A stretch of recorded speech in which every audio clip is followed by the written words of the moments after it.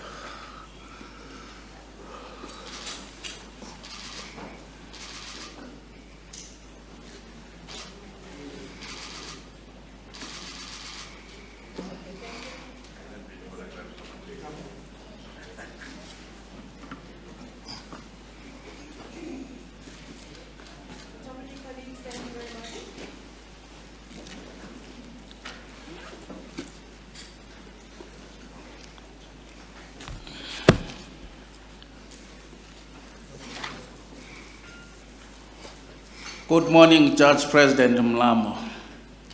Good morning, Deputy President, and good morning, Speaker, Minister, Commissioners. Will you please switch your microphone on? It's on, thank you. Are you well this morning, Judge President? I've lost 5 Ks since Monday. I think that tells you how I feel this morning, Deputy President. I'll allow you just a few seconds for you to settle down, take a deep breath, then we'll proceed with the business of the day. If you could then give me a signal when you are ready. No, we may proceed, Deputy President. Thank you.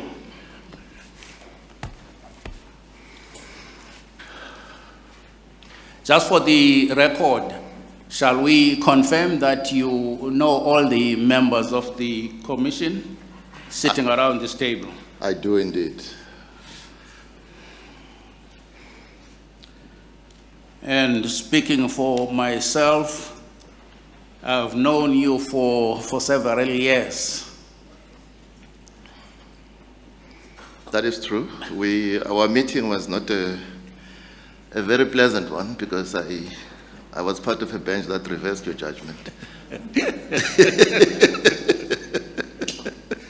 But only partially. Yes, well, that's an occupational hazard of every judge. Thank you. And again, for the record, I want to say that you are one of the 4 candidates who were nominated by the President of the Republic of South Africa for the vacant position of the Chief Justice of South Africa in terms of the dictates of the Constitution. And we welcome you too to this session of the JSC. Thank you, Deputy President. You were born in 1959 and you are 62 years old and will be 63 on your next birthday in September. That is correct, Deputy President. And you are married with 4 children. That is correct, Deputy President. Were you to be appointed as the next Chief Justice of the country, you would serve at the most 7 years in terms of Section 176(1) of the Constitution. That is correct, Deputy President, until I reached the age of 70. Which is almost just 7 years to go.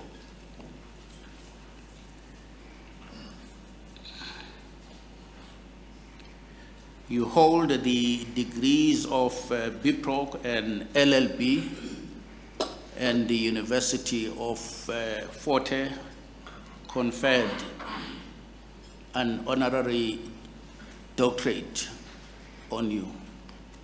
That is correct, Deputy President. And that was in 2019. Yes. In 1997, you were appointed as a judge of the Labor Court at the youthful age, in my view, of 38 years. That is correct. I started with the acting Chief Justice at that time in the Labor Court. Yeah.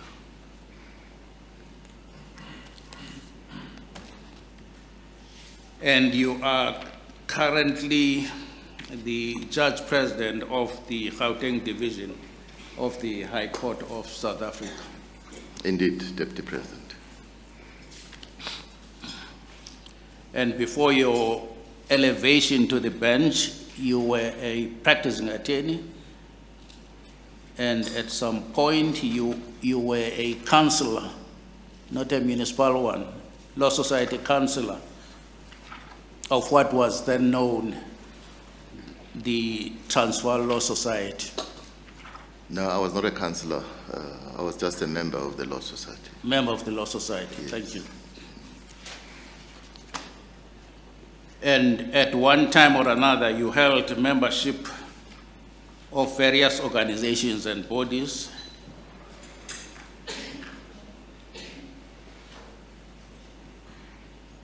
That is correct, Deputy President. Sorry.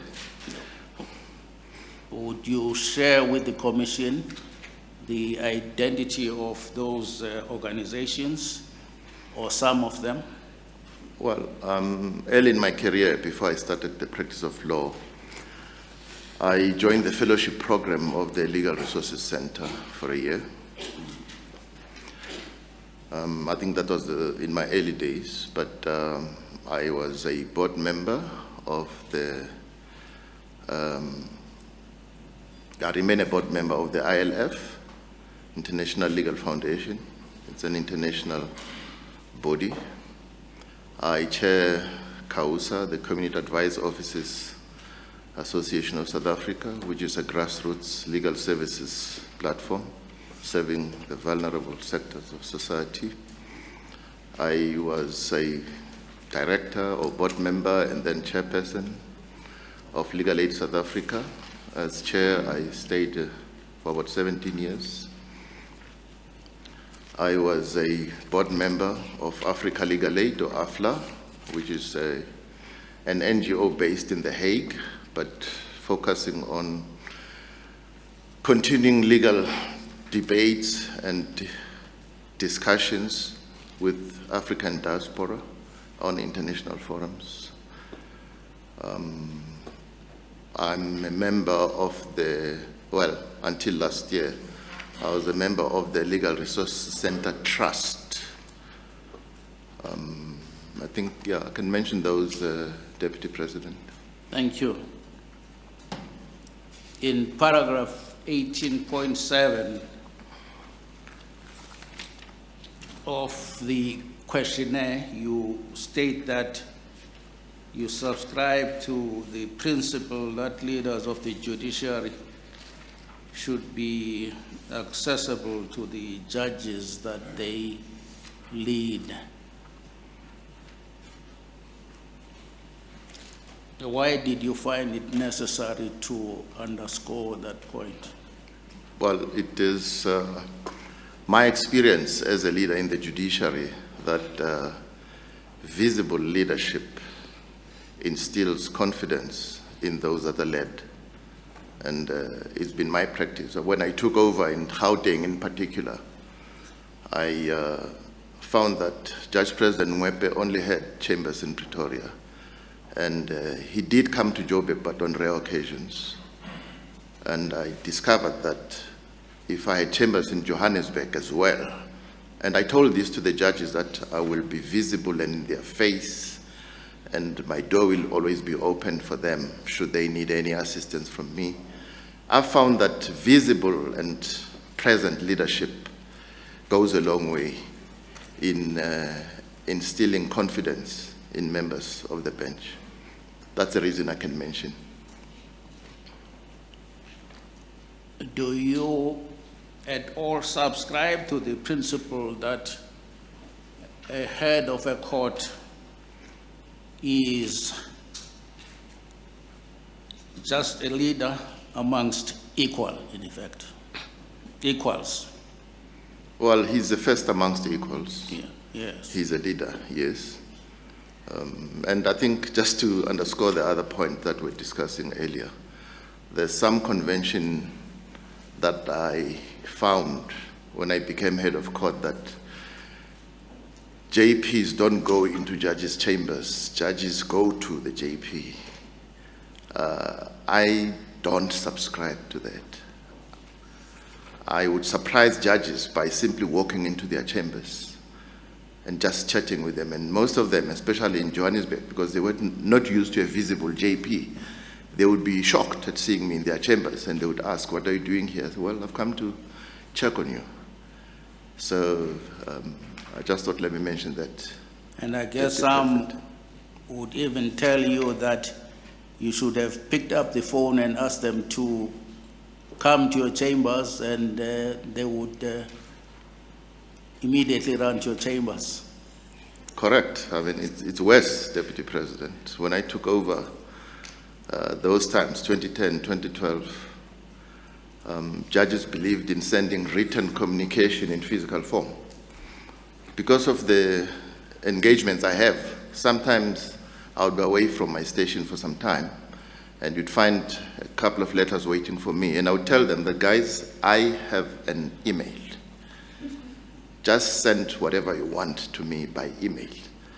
And that was the beginning of a journey in conscientizing the judiciary spaces that I've been involved in, that there's a lot to be gained in taking advantage of technology.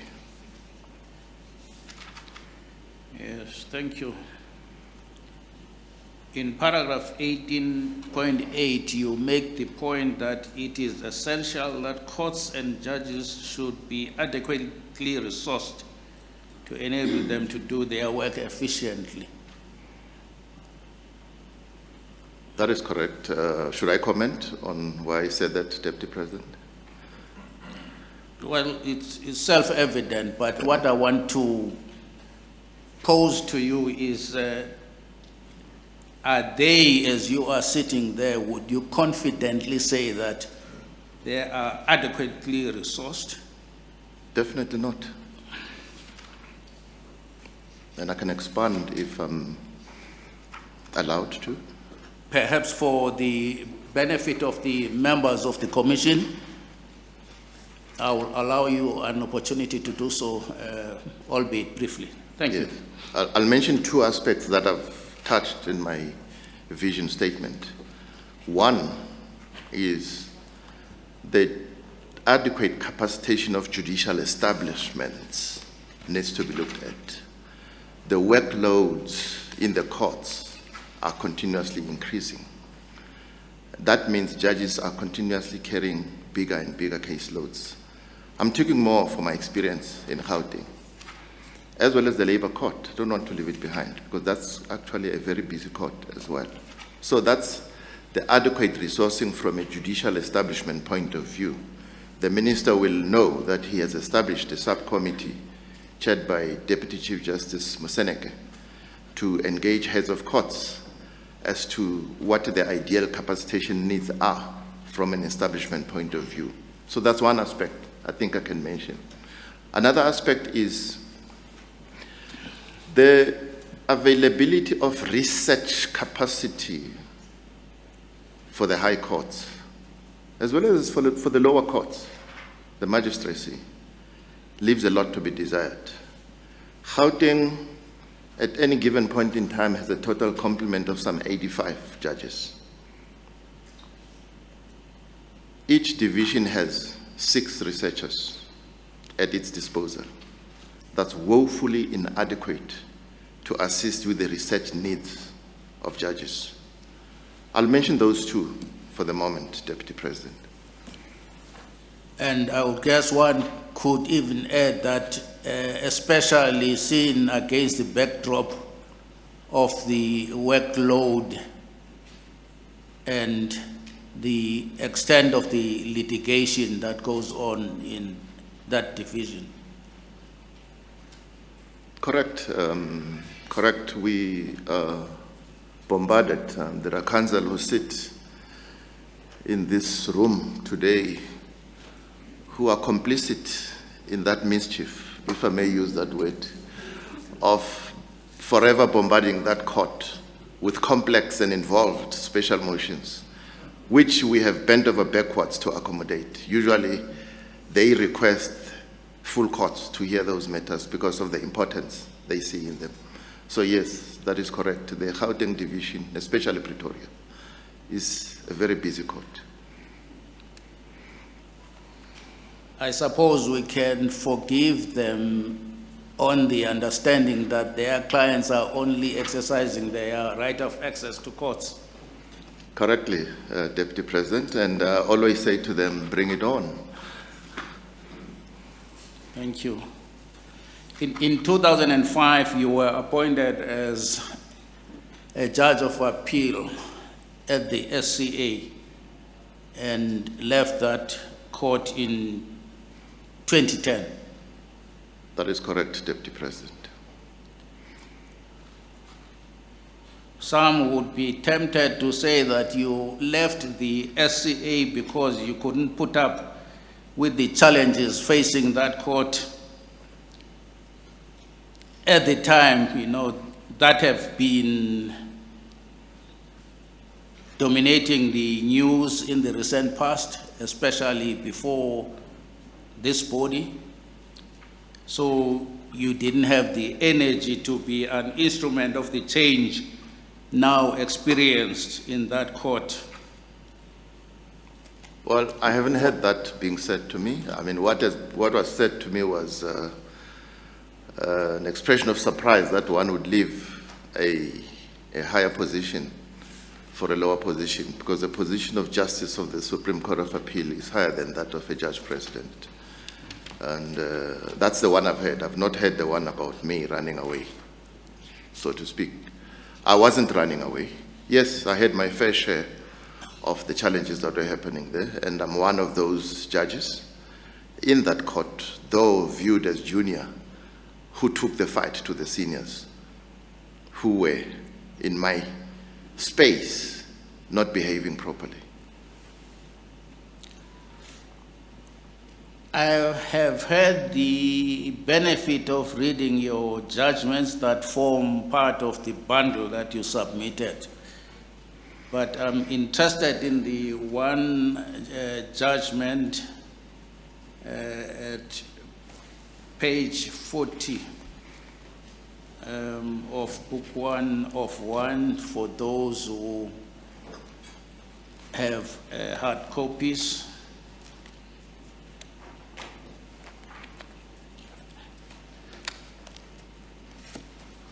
The case of State versus Crossback.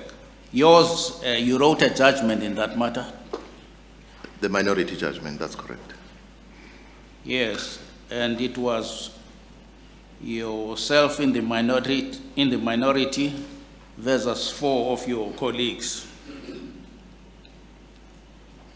And they took the view that in your judgment, you didn't properly evaluate the evidence and in fact arrived at your conclusion on the facts not borne out by the record. What do you say to that? Well, I don't agree with it. I mean, as I say, I think in my questionnaire, for the benefit of those commissioners, this is the so-called baboon shooting case that happened in the Northern Province or in Limpopo as we speak. there was eyewitness evidence of someone who was not more than 6 meters away from the shooter. And the majority sought to refuse to accept his eyewitness testimony, which was direct, of how the farmer shot at them, based on him having been contradicted on an unrelated aspect of his evidence. And I found that not acceptable. And further, I just felt that the majority didn't factor in properly what I would call victim justice. This is a man who was shot by someone who says he was shooting at a troop of baboons. There was no evidence that there were baboons there. There were humans there. And that's what fortified my view in dissenting against a very strong-minded bench of senior colleagues. Thank you. But you would accept the general proposition that appellate courts decide appeals on the basis of what is contained in the record, and that barring the admission of new evidence on appeal, they cannot stray beyond the confines of the record? That is correct. I don't think that arose in that matter.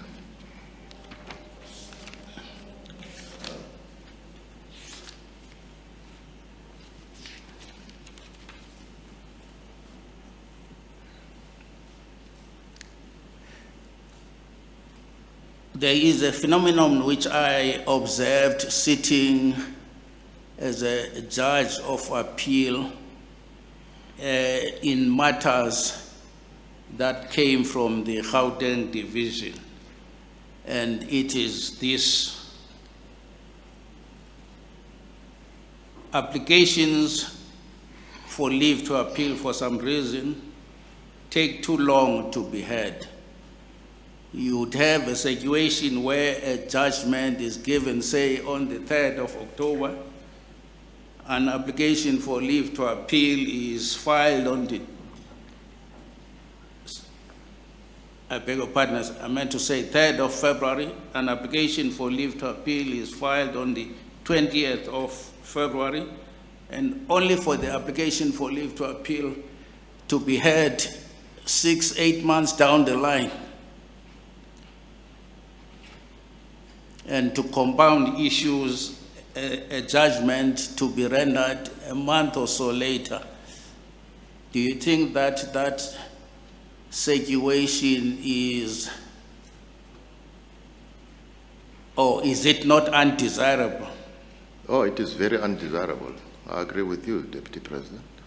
And it is something that we speak about in judges' meetings all the time, that an application for leave to appeal must be treated like an urgent application. There are a number of factors that cause that, but there's no excuse. You are correct. It's unacceptable. And I could say that since the advent of case lines, that situation has improved drastically. Because I recall from my days when I had the privilege to lead the Mtada division of the High Court, where I put in place a practice in terms of which, practitioners would approach the judge against whose judgment they seek leave to appeal, arrange dates, and the judge should then give priority to the matter. As you have said, even if you are sitting in the criminal court, you make a special dispensation where perhaps you would hear the application at 8:30 or 9:30 before you proceed to your other business for the day. That is correct. I mean, as I said, one of the major contributory reasons for those delays you have sketched, Deputy President, was that the applications themselves were not sent to the judges directly. They go via the registrar's office. And usually from the registrar's office to the judge, there are always delays. But you're correct. It's an unacceptable situation, and I want to believe we've taken steps to remedy that situation. Would that perhaps, or the fact that in some divisions, practitioners are not allowed easy access to the judges to say, here's the application for leave to appeal, here's the file, please give us a date. Everything is expected to come through the registrar. That is the case flow management capacity that's put to support the judiciary. I'm not sure that judges would be able to cope with the traffic in terms of applications of that nature and other matters that they deal with if they went straight to them. I think the registrar's offices are created for a reason, and it is understandable that there needs to be efficiencies and courage in the registrar's offices to ensure that when they receive applications for leave to appeal, they alert the judges concerned without delay. Thank you. Judge President Mlambo, at this stage, I'm going to afford you half an hour to tell the Commission and the nation at large how you see the role of the Chief Justice in a constitutional democracy, and also share with the members of this Commission your vision of a functional, efficient, accountable, and independent judiciary in the Republic of South Africa. Thank you. Thank you very much, Deputy President. I'll try to keep to the 30 minutes, but I don't know if I would be able to. Thank you very much for the opportunity to share my vision as a candidate interviewed to occupy the position of Chief Justice.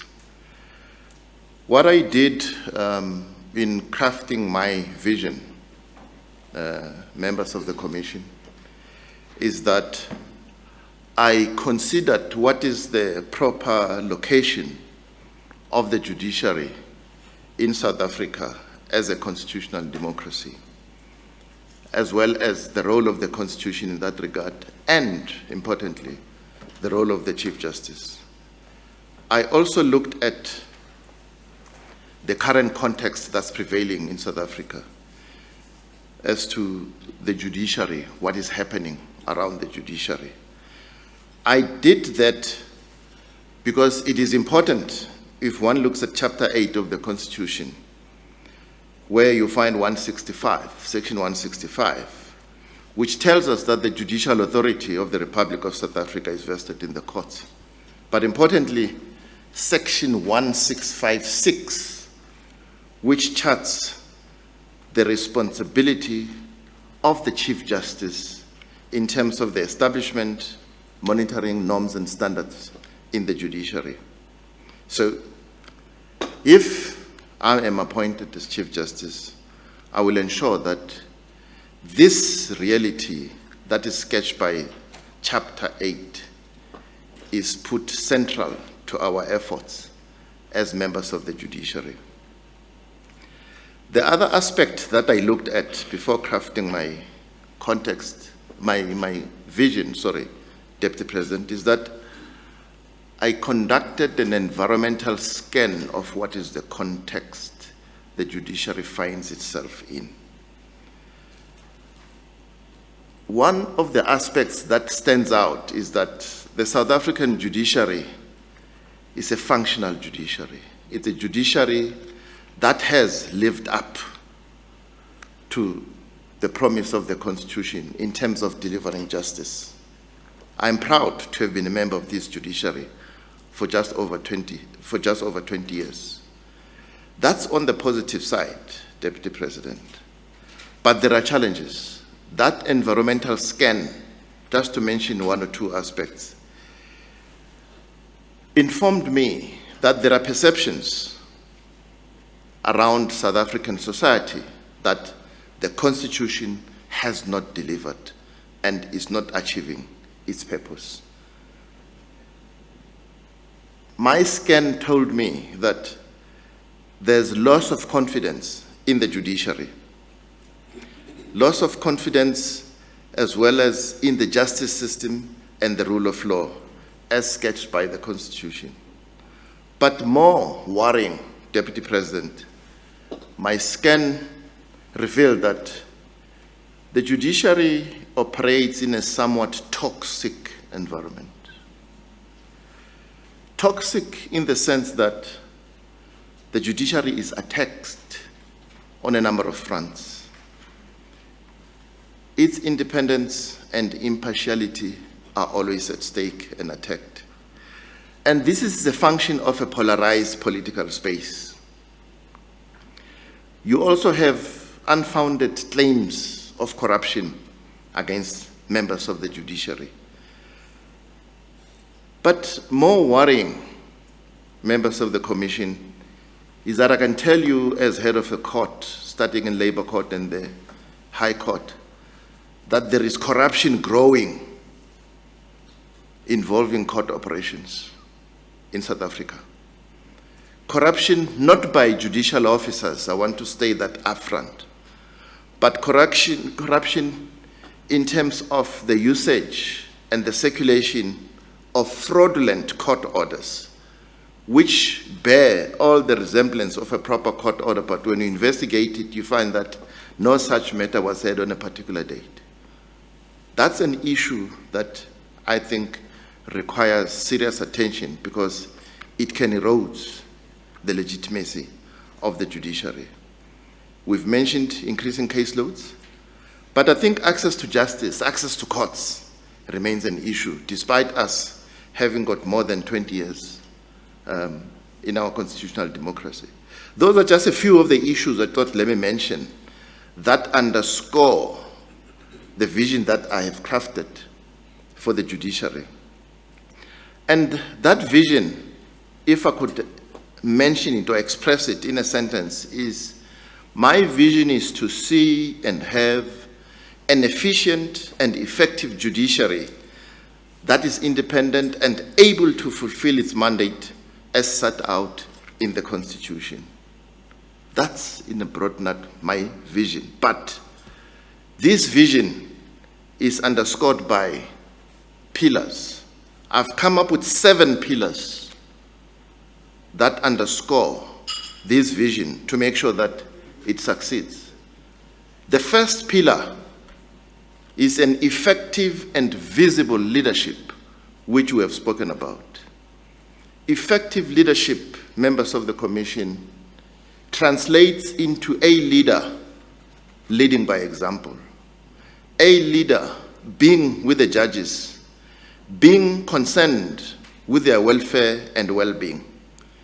It is my aim that should I be appointed as Chief Justice, I will expand my efforts to make sure that together with the colleagues in the heads of courts and the judges that we lead and the magistracy, that we continue to fortify the strength and independence of our judiciary. As leader of a judiciary, I should be able to inspire and motivate and ensure that judges and magistrates deliver on the mandate that they have from the Constitution that we find in Chapter 8. And I will ensure that we build strong accountable measures to make sure that we account for what we do in the judiciary. My personal leadership style attests to this, and I can expand on it when I'm given time later. One aspect that I want to underscore in this pillar is that as a judiciary, we must find each other. I use that term deliberately to say we had judicial colloquia in the early stages of our democracy. I've been a JP since 2010. We've not had a judicial colloquium. We tried some 2 or 3 years ago to ask for a judicial colloquium to be held, to be convened. It is important as members of the judiciary and the leadership to convene in a colloquium, a judicial colloquium, to embrace the developments that happened in 2013 when the Office of the Chief Justice was created as a government department. What that entails. There are a number of other issues that we need to discuss as a judiciary so that we understand we are members of the same institution. One simple issue is the judiciary logo. The Constitution uses its own logo. The High Courts use a logo that was adopted by the heads of courts, but there are other courts that continue to use the executive logo. It's a simple issue that I just thought I mentioned, but it's one issue that needs to feature in the agenda of that colloquium. That's the first pillar, leadership.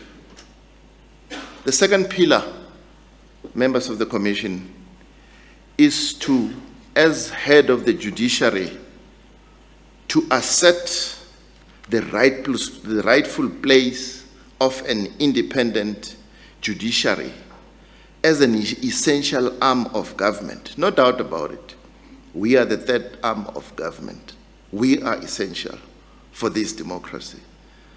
In line with that assertion, we as a judiciary and as head of the judiciary I need to ensure that we develop strategies that are aimed at protecting our legitimacy as a judiciary and countering the threats to our legitimacy.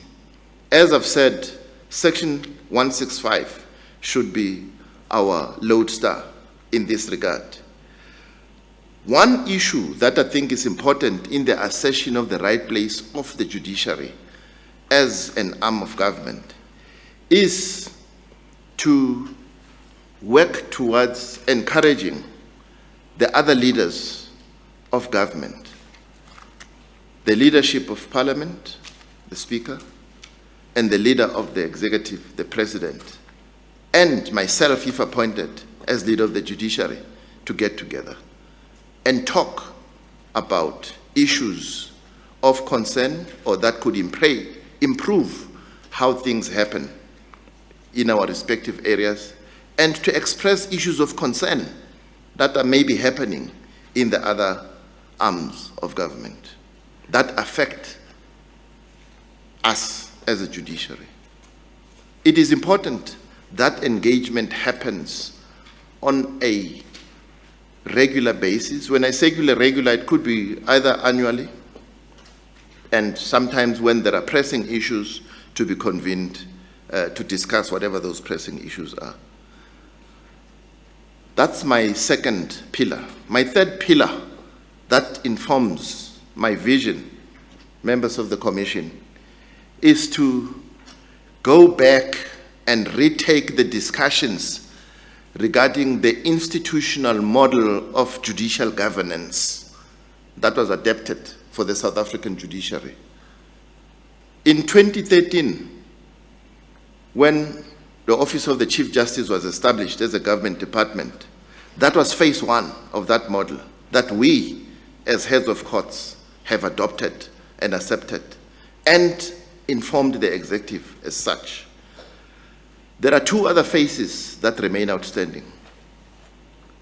The second phase is what I will encourage and initiate discussions on with the executive to say it is time that we look at taking the judiciary further towards total independence. Phase two in that institutional model envisages a judiciary running as a separate, completely independent entity with its own staffing, its own policies, and its own processes and procedures. And the example given in that model is that of the Office of the Attorney General. That operates on its own without interference by anyone else.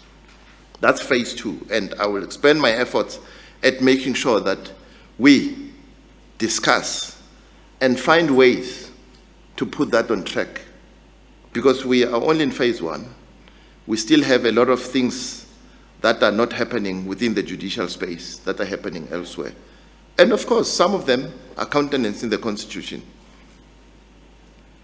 One key component of dealing with the institutional model is taking on hand the single judiciary concept. Office of the Chief Justice is in charge of the higher judiciary. The magistrates remain outside. The Constitution is clear that the Chief Justice is the head of all courts. And by all courts, it means all courts. I'll go to my next pillar without wasting any time, members of the Commission. And that pillar focuses on taking a serious look at improving and introducing efficiency measures in our judicial operations. And when I talk about judicial operations, I've separated into two. Judicial operations will be our operational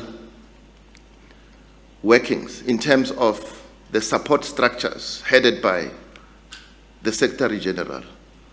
That's a key component to ensuring that the judiciary delivers on the mandate of the Constitution and is efficient.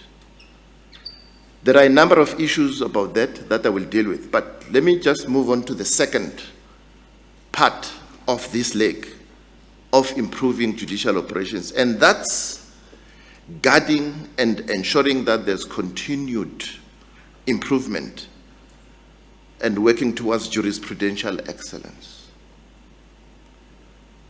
South Africa, especially our Constitutional Court, is renowned internationally, and its judgments are quoted and cited and followed internationally and on the continent.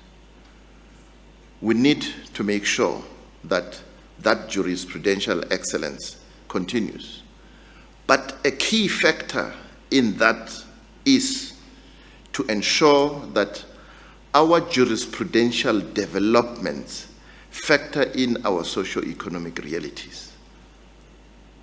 I mentioned in my context environment scan that there are concerns that the Constitution has not delivered, that the courts have not pronounced enough socio-economic relief for South Africans. It's an important factor to take up. In terms of ensuring that there's jurisprudential excellence, members of the Commission, it is key for the leader of the institution, and if I'm appointed as Chief Justice, I will ensure that there's continued capacitation of the intellectual capital of the judiciary. And that happens on a number of fronts, but the most important is continuous and continued judicial education, as well as continuous and continued interaction with other members of the judiciary in the continent and internationally. I think to ensure that the jurisprudence of our courts is properly focused on the South African realities, there is a case to be made for the judiciary to convene what I would loosely call a biannual constitutional law jurisprudential conference, where legal scholars, justices, international commentators, and members of society, as represented by grassroots movement, come and talk and chat and conduct a critical assessment of the jurisprudence of the courts, especially our Constitutional Court as the apex court. Access to justice should also feature. We've had a number of access to justice conferences. It remains a problem. One issue that I did as Judge President in terms of trying to improve access to justice is to establish legal access help desks in the labor courts and in the high courts. These assist unrepresented litigants who are hauled before the courts. They come without lawyers, they leave with lawyers. Let me come to the second leg, which is the operational efficiency of the judiciary. We touched on the proper resourcing and capacitation of the judiciary, so I won't go to it. The only aspect I want to mention there, members of the commission, is the executive is always cutting budgets. Budget cuts have a detrimental effect in the judicial space because it affects key stakeholders like Legal Aid South Africa and members of the prosecution, because their human capital is reduced and their ability to cover the current courts and more courts is compromised. And this is a result of budget cuts. I think there needs to be a rethink. I know that the executive has been kind in terms of treating the economic space entities with kid gloves when it comes to resourcing.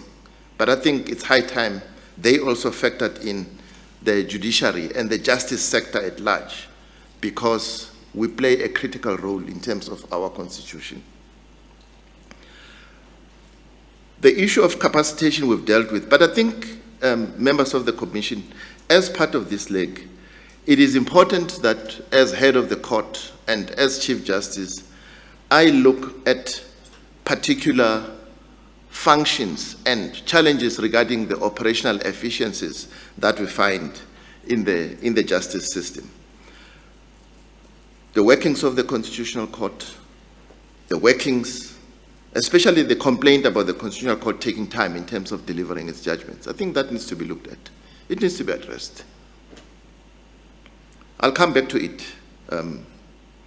But as part of this leg, as head of the judiciary, if I'm appointed, is to reinforce oversight and accountability. And I mentioned oversight and accountability in one large respect. I've mentioned the issue of the Constitutional Court and judgments, but the delivery of judgments is a problem overall. If you look at the Judicial Annual Report, you'll find seriously worrying stories of judges sometimes reserving for 2 years or longer. That's unacceptable. There needs to be consequent management. If you're appointed as a judge, this commission believes you are confident, it's confident you'll do your work. If you can't write judgments, you don't belong in the judicial space. That's my philosophy.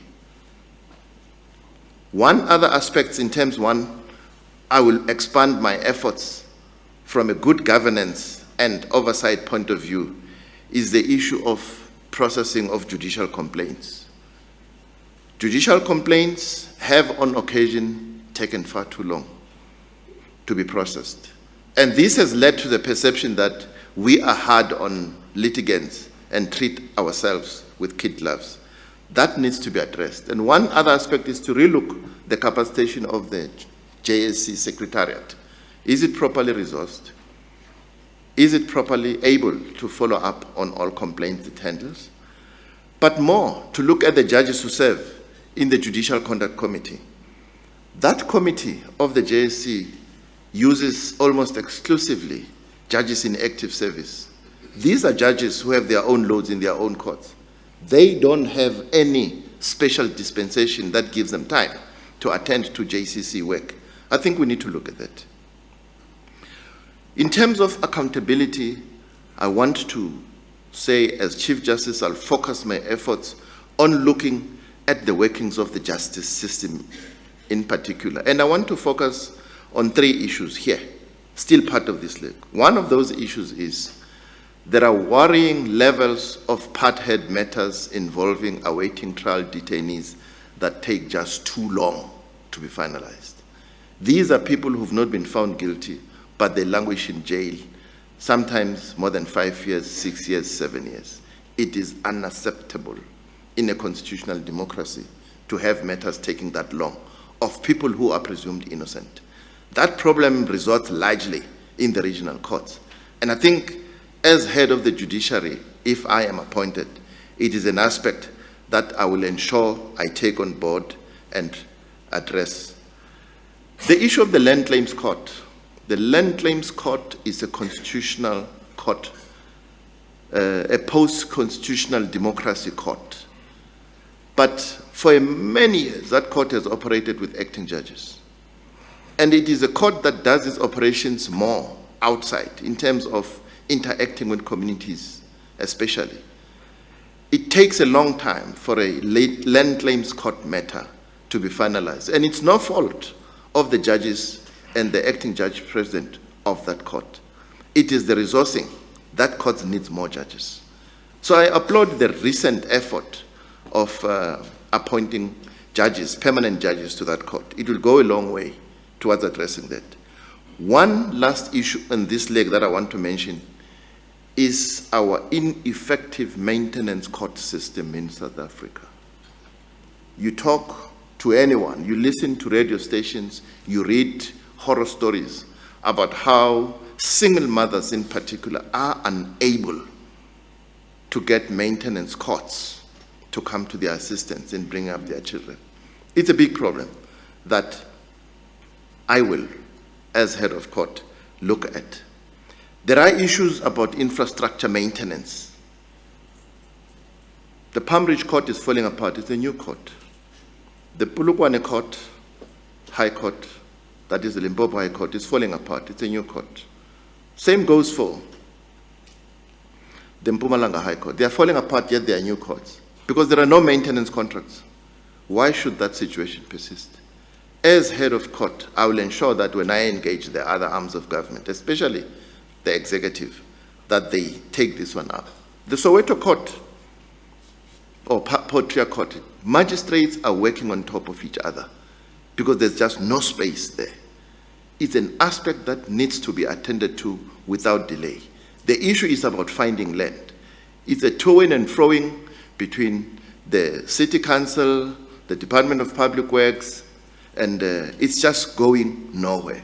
These are real issues that needs to be addressed to make sure that we protect our space. My fifth leg or pillar of my vision is the establishment or development, let me put it that way, of a holistic transformative program for the judiciary. We need at a national level in the judiciary to have the same objectives as a judiciary about how we can achieve the transformation goals about obtaining, maintaining, and achieving demographic representation in our ranks. That's one issue I will focus my attention on. We need to develop a judiciary-wide gender-based violence, sexual harassment policy. In Gauteng, we adopted a sexual harassment policy, but we need a policy for the entire judiciary to make sure that we effectively deal with this scourge. There's also an issue of looking at internal institutional health issues like the well-being of judges, the issue of medical aid and stuff. There's an issue there that needs to be addressed.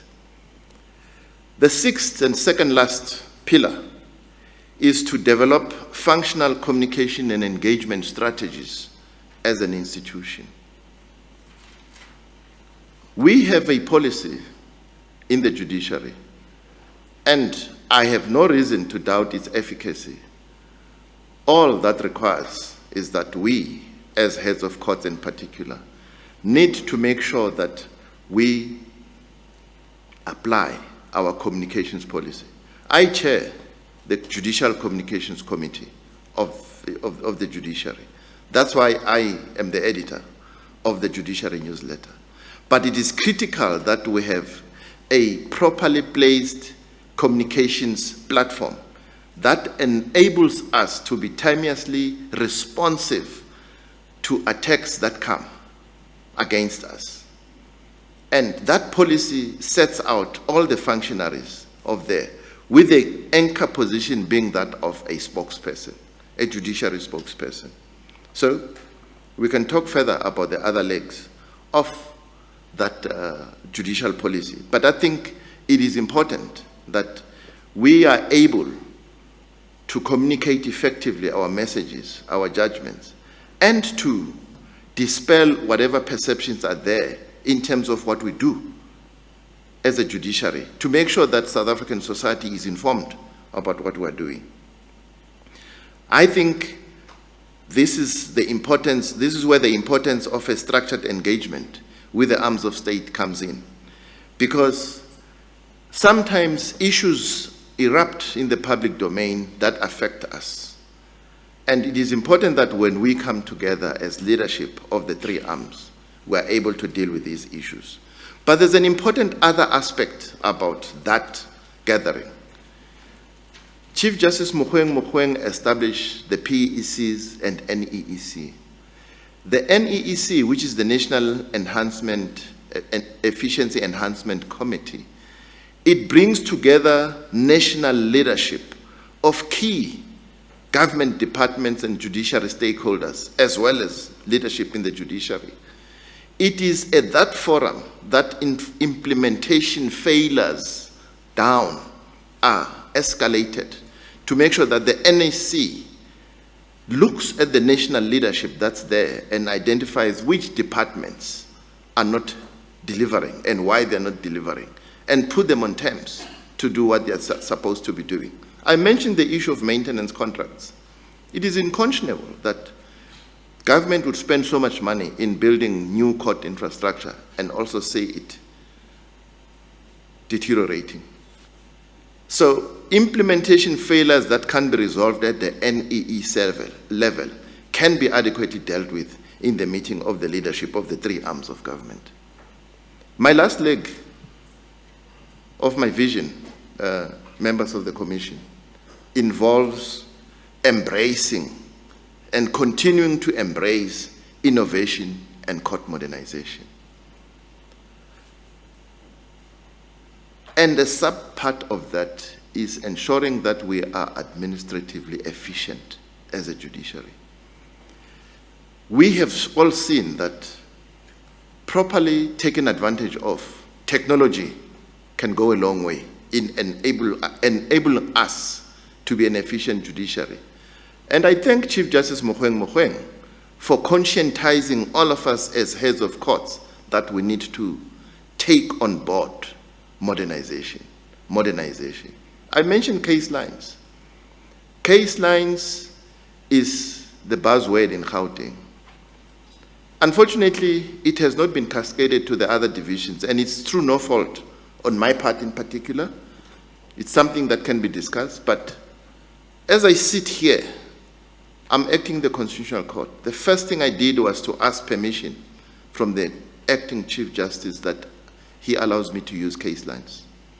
Because I'm used to it. I can't go back to hard copy stuff when I know that there's a platform that's hugely enabling in terms of making sure that everything is available on my fingertips. We are about to have the implementation of what we call Court Online. Case Lines is an evidence management platform. It was meant for that, conceived for that.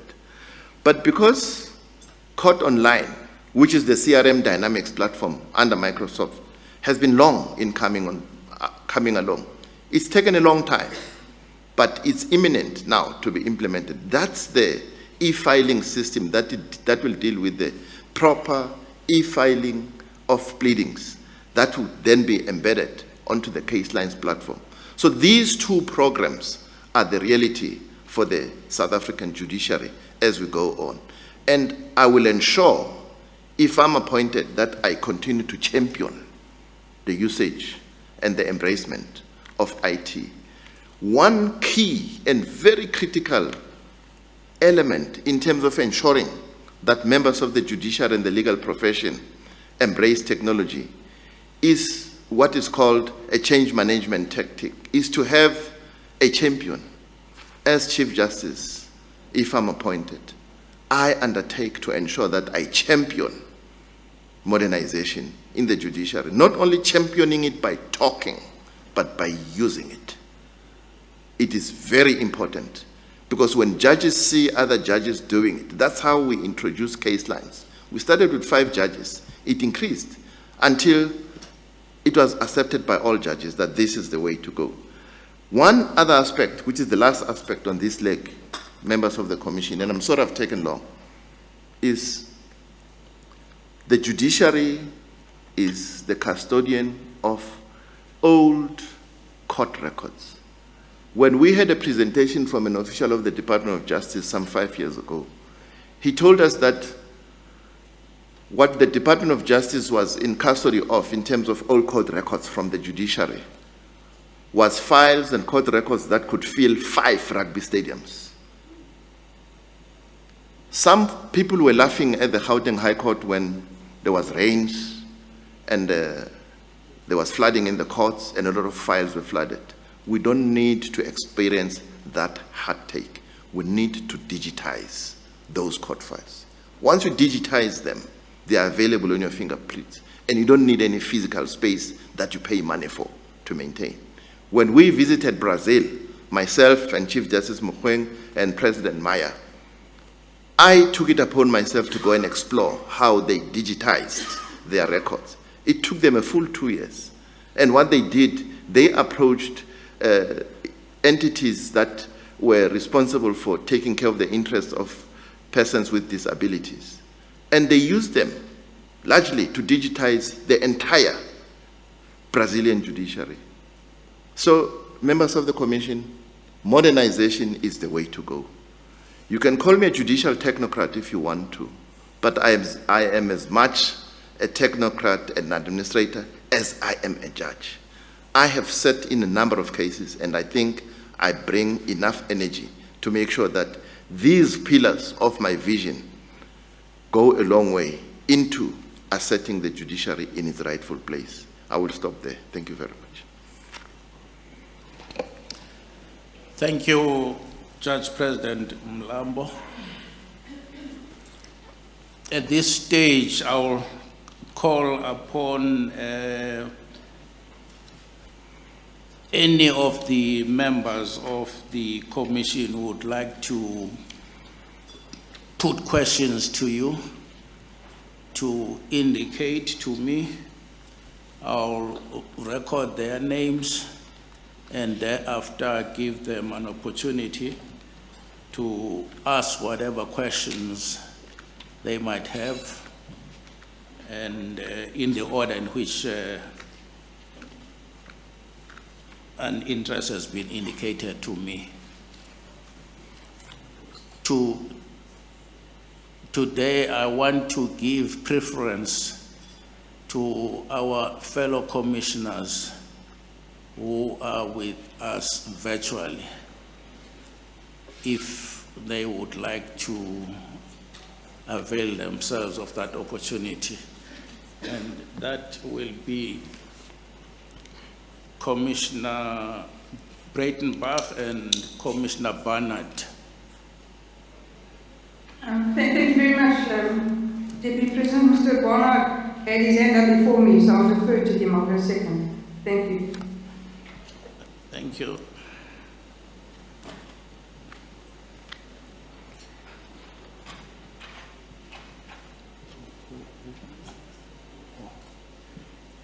Okay, take the minister.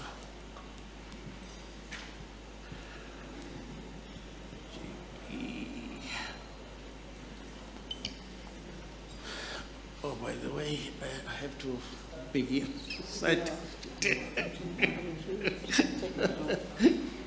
Okay, Advocate Mpofu, Donsela,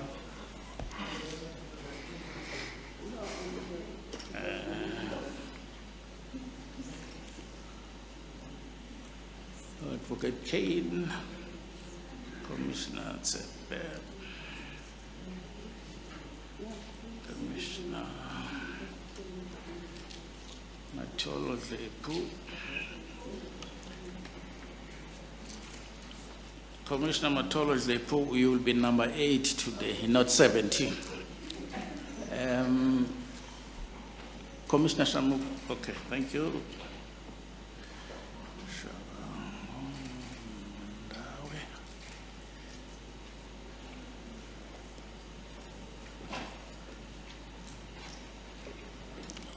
Prof, I've noted you. Okay. Thank you, Commissioner Makwanisha. Okay, Commissioner Moimang.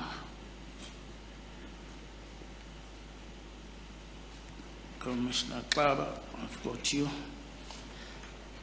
Commissioner Nyambe, I've got you.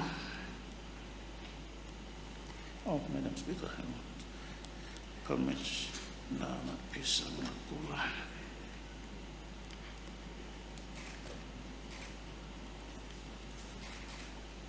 I've noted you, Commissioner Malema, Commissioner Singh.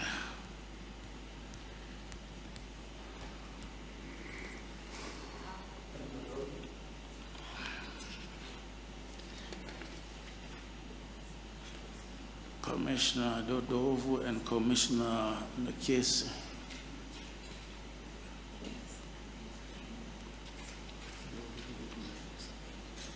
Yeah.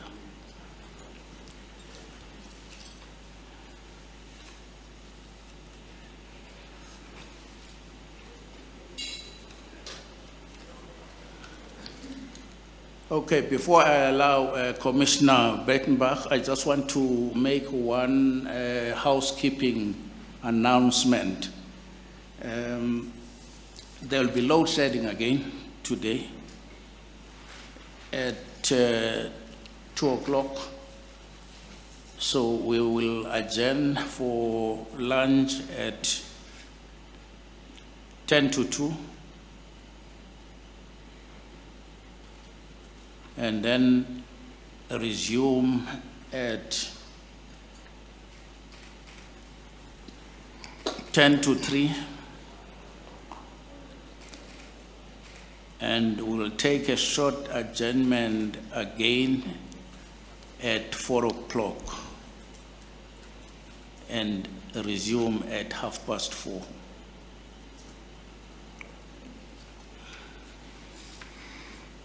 Thank you.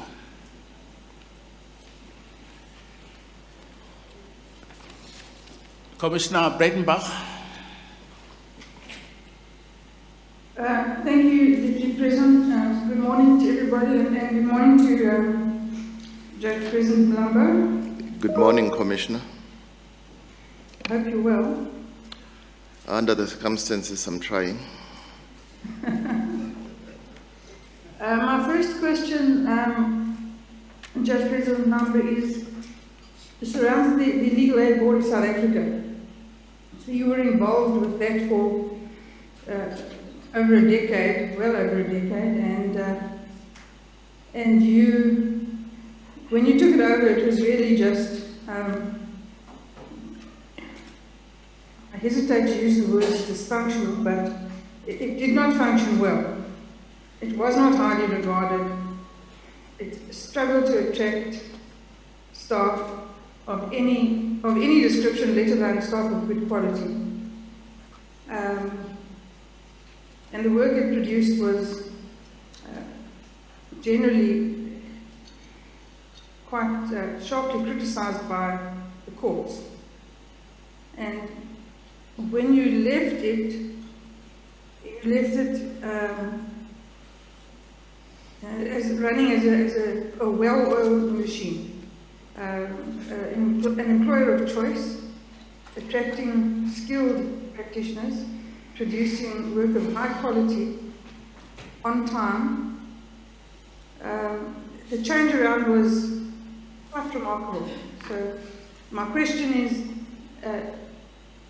the lessons that you learned at Legal Aid South Africa, how would you implement those to achieve the same kind of turnaround in the courts, which are not, not all the courts, but those courts are not functioning optimally, and particularly, how would you use your influence if you're appointed in the lower courts to make them more efficient? Thank you. Thank you very much for the question, Commissioner Barnett. I mentioned that as Legal Aid Board Chair, we focused at the beginning of my tenure in 2002 at having a 3-day strategic session that considered what the environmental scan had produced about why the legal aid was not performing as expected. The biggest issue was instability at executive ranks instability at lawyer ranks.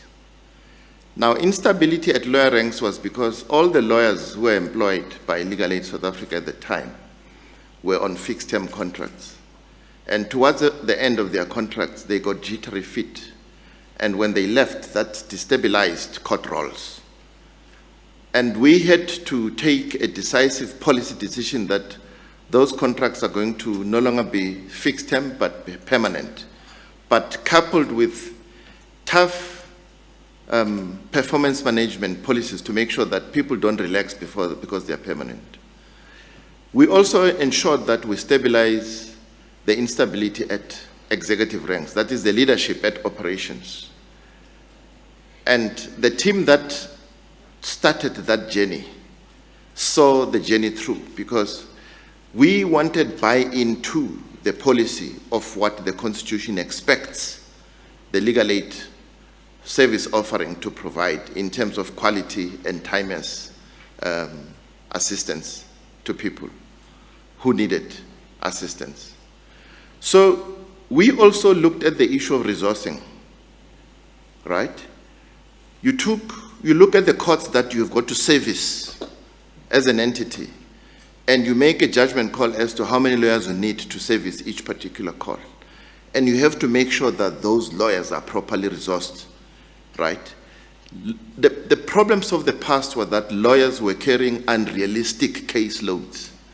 They had no preparation time, no consultation time. We looked at all those things to ensure that we bring in timely interventions to give them that space, that when they appear, they are properly prepared.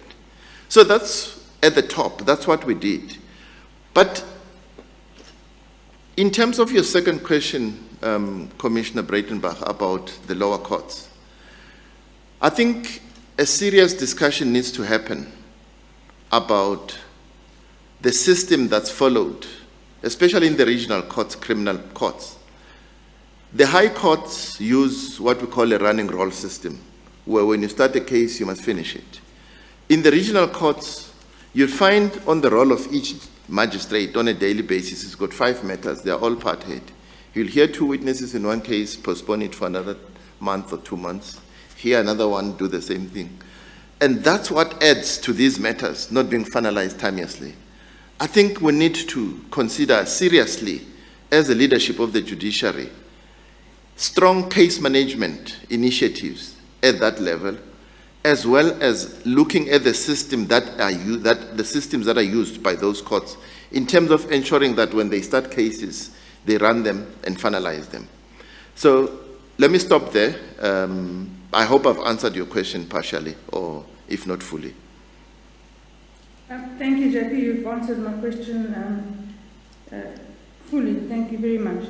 My second question is about how you would, if you're appointed, what do you see as the most appropriate method for the judiciary to provide comprehensive feedback and interaction with Parliament and with the public with regards to judicial accountability?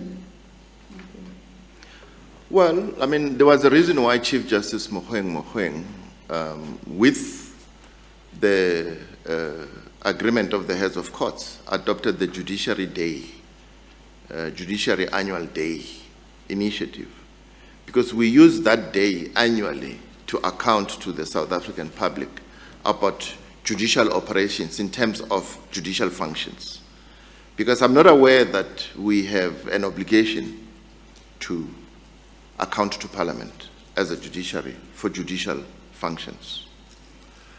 But we have also, as heads of courts, met with the Justice Portfolio Committee, because it's a committee that operates in our space. And it's, to me, an inter-branch engagement between the judiciary and the executive in terms of sharing points about what's not going right, what's going right, and ensuring that the service offering improves. In terms of operations, in terms of how the budget is spent, the human capital, how people are employed, dismissed, and other aspects about that. The Minister of Justice currently accounts to that for the Office of the Chief Justice, and that's part of the phase 1 process that I mentioned. But I think for judicial functions, because I'm sure that's where your questions is focused at, is I think the current annual judiciary day is sufficient to tell South African society how we have done, how many judgments we've, how many cases we've taken on board, how many cases we've finalized, how many judgments are reserved, how long they took, and things like that. So I think those processes are now, they just need to be buttressed to make sure that they continue to deliver. Thank you. Thank you very much, JP. Thank you, Deputy President. Those are my questions. Thank you, Commissioner Bedenbach. Judge President Mlambo, I've got Commissioner Lucas, who has a follow-up question on the questions posed to you by Commissioner Bedenbach. I also have a follow-up, Acting President Lamola. Noted, Honorable Minister. Thank you very much, Acting President. Good morning, JP. Good morning, Commissioner. Yeah, it's a bit strange to see you on the other side of the table.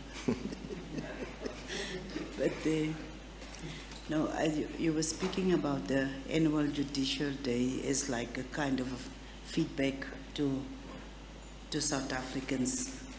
I was just wondering, do you really think it is inclusive enough to make sure that there is a better understanding of the kind of load or the kind of responsibility that is being carried by the judiciary? It just came up in my mind when you said it seems to be sufficient. I mean, we can differ about it, but do you really truly think it's inclusive enough, yes, particularly of the lower levels, yes, to make sure that there is a better understanding? In fact, that's an important question, and thank you very much, Commissioner Lucas, about that. Because I think in one of the pillars, the communication pillar that I elaborated on, one of the aspects I didn't mention was that as a judiciary, and it's part of my psyche, so to speak, that we need to stay in touch with South African society. So that's one level at which we account to South African judiciary. But in my pillar, I've sketched that there's a case to be made for grassroots organizations that represent larger South African society to be consulted or to be organized in an engagement where I've seen the Department of Justice called the Imbizos, you know. There's nothing that would preclude the judiciary to hold an imbizo and to hear from members of the public what their concerns are and to clarify what they have issues with. I think that would go a long way in terms of making South African society understand judicial operations. So yes, it may not be adequate sufficiently, but we are there to listen as a judiciary to say what other improvement mechanisms can we embed to make sure that our accounting reaches a far bigger group. Thank you very much. Thank you. Thank you, Commissioner Lucas. Honorable Minister.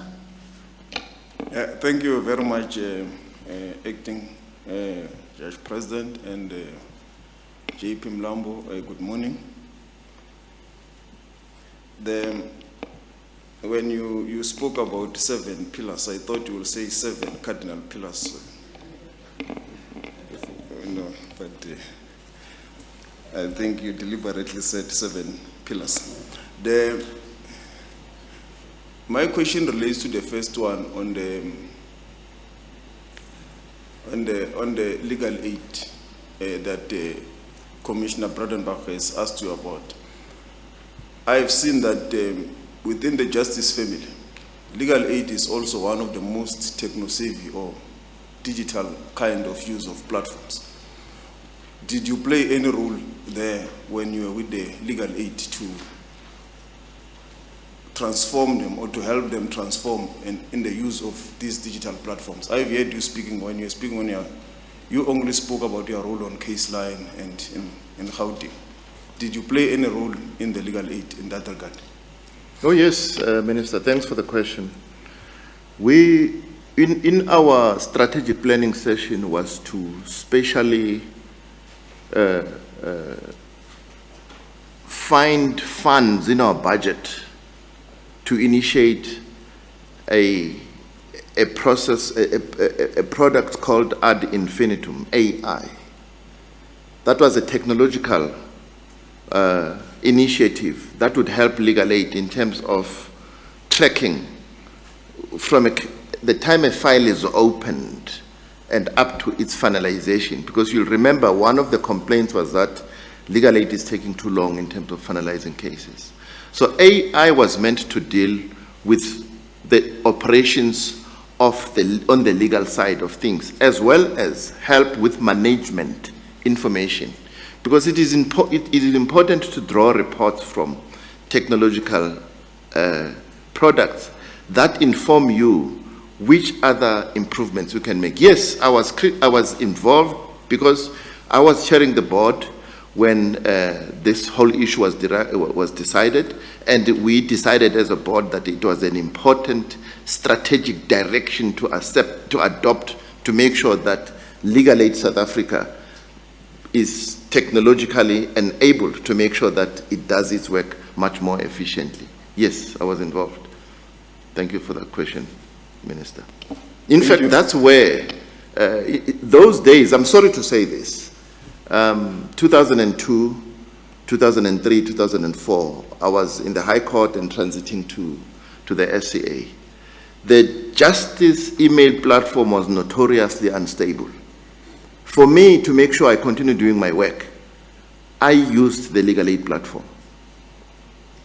And I'm just giving you that example to say we understood the role that can be played by technology in introducing efficiencies. And ad infinitum, yes, is the product that we helped. I think it was changed when a new system was adopted after I left Legal Aid South Africa in I can't remember, 2017 or 2019. Thank you, Acting President. Thank you, Honorable Minister. Commissioner Barnard, do you also have questions for Judge President Mlambo? Good morning, Acting President and fellow Commissioners and President Mlambo. Yes, I do. I would like to put my questions now, if it's possible. Yes, this is your moment then. Thank you. Thank you very much. Judge Mlambo, before I heard your vision that slightly changed my reading of the preparation time, but one of the things that came to me strong to the fore, not only just in preparing on the documents, but in the interactions with yourself in the past, is that one word that comes to mind strong is delegation or empowering. You have a way of empowering and building or using or assisting people around you to actually carry the vision forward. Now, one thing that has been made, one point over the past couple of days, is that the task of the Chief Justice, the Office of Chief Justice, is huge. How will you use this to your best, this attribute of yourself to your best? The delegation and empowering of people to assist with carrying the vision forward. Thank you very much for that question, Commissioner Barnard. I think it's part of my psyche. I humble myself. I'm one head of court who's acutely aware that there are some of my judges who may be better than me in one or other aspects. Instead of sidelining them, I bring them closer to me because I believe we are colleagues. We're both betting for the same team to make sure that the team succeeds, it's productive, it's efficient. So that's one of my leadership traits, to bring anyone on board and to take people with me on board. All my directives that were issued when the pandemic struck were not dictated to judges or the profession. They were done in consultation with the judges and the legal profession. That's what I can cite as me taking people along with me, because in those engagements, we debate and understand why we want to go a particular route. But an important aspect, Commissioner Barnett, is I was aware that the resourcing and the capacitation and around the judge president needed attention, because if you only have one secretary and you have a lot of things that you have to do as a judge president, you need proper support. I came up with the idea of office managers in the office of the judge president. That office came about after I took over, and I suggested it. And I know that there are heads of courts who have taken it on board and use it, because it is an office manager who also deals with the issues that judges are faced with. One thing that I believe in is judges must work in an administratively efficient environment. They don't have to be bogged down by administrative issues. That's my task as their leader, to make sure that I deal with the administration issues that may be their issues. So that's my way of doing things, of making sure that people follow me, understand me, persuade me, and we go along in the route that we've adopted. Thank you for the question. Thank you. Now, when in listening to your very positive vision, and specifically the aspect on modernization, it really, I think, is something which comes across well. Now, the question is, how practical is this? I'm actually asking your vision for hope almost, because, you know, it's one thing having the rollout in Gauteng, but it's one, as myself practices quite often in the magistrates court, and one sees the lack of capacity on the side of, for example, the court function, you know, the clerks of the court and that sort of thing. So there's a huge gap between, or disparity between, I almost want to say those people serving the high courts and maybe the magistrates courts in providing support functions. So can you give us hope that this vision of yours of modernization can be carried through to the courts at that level? By all means, I can give that undertaking, and it's one of the objectives I will pursue should I be appointed as Chief Justice. The points you mentioned about the magistracy are points that are very critical and important and affect the service offering from that level.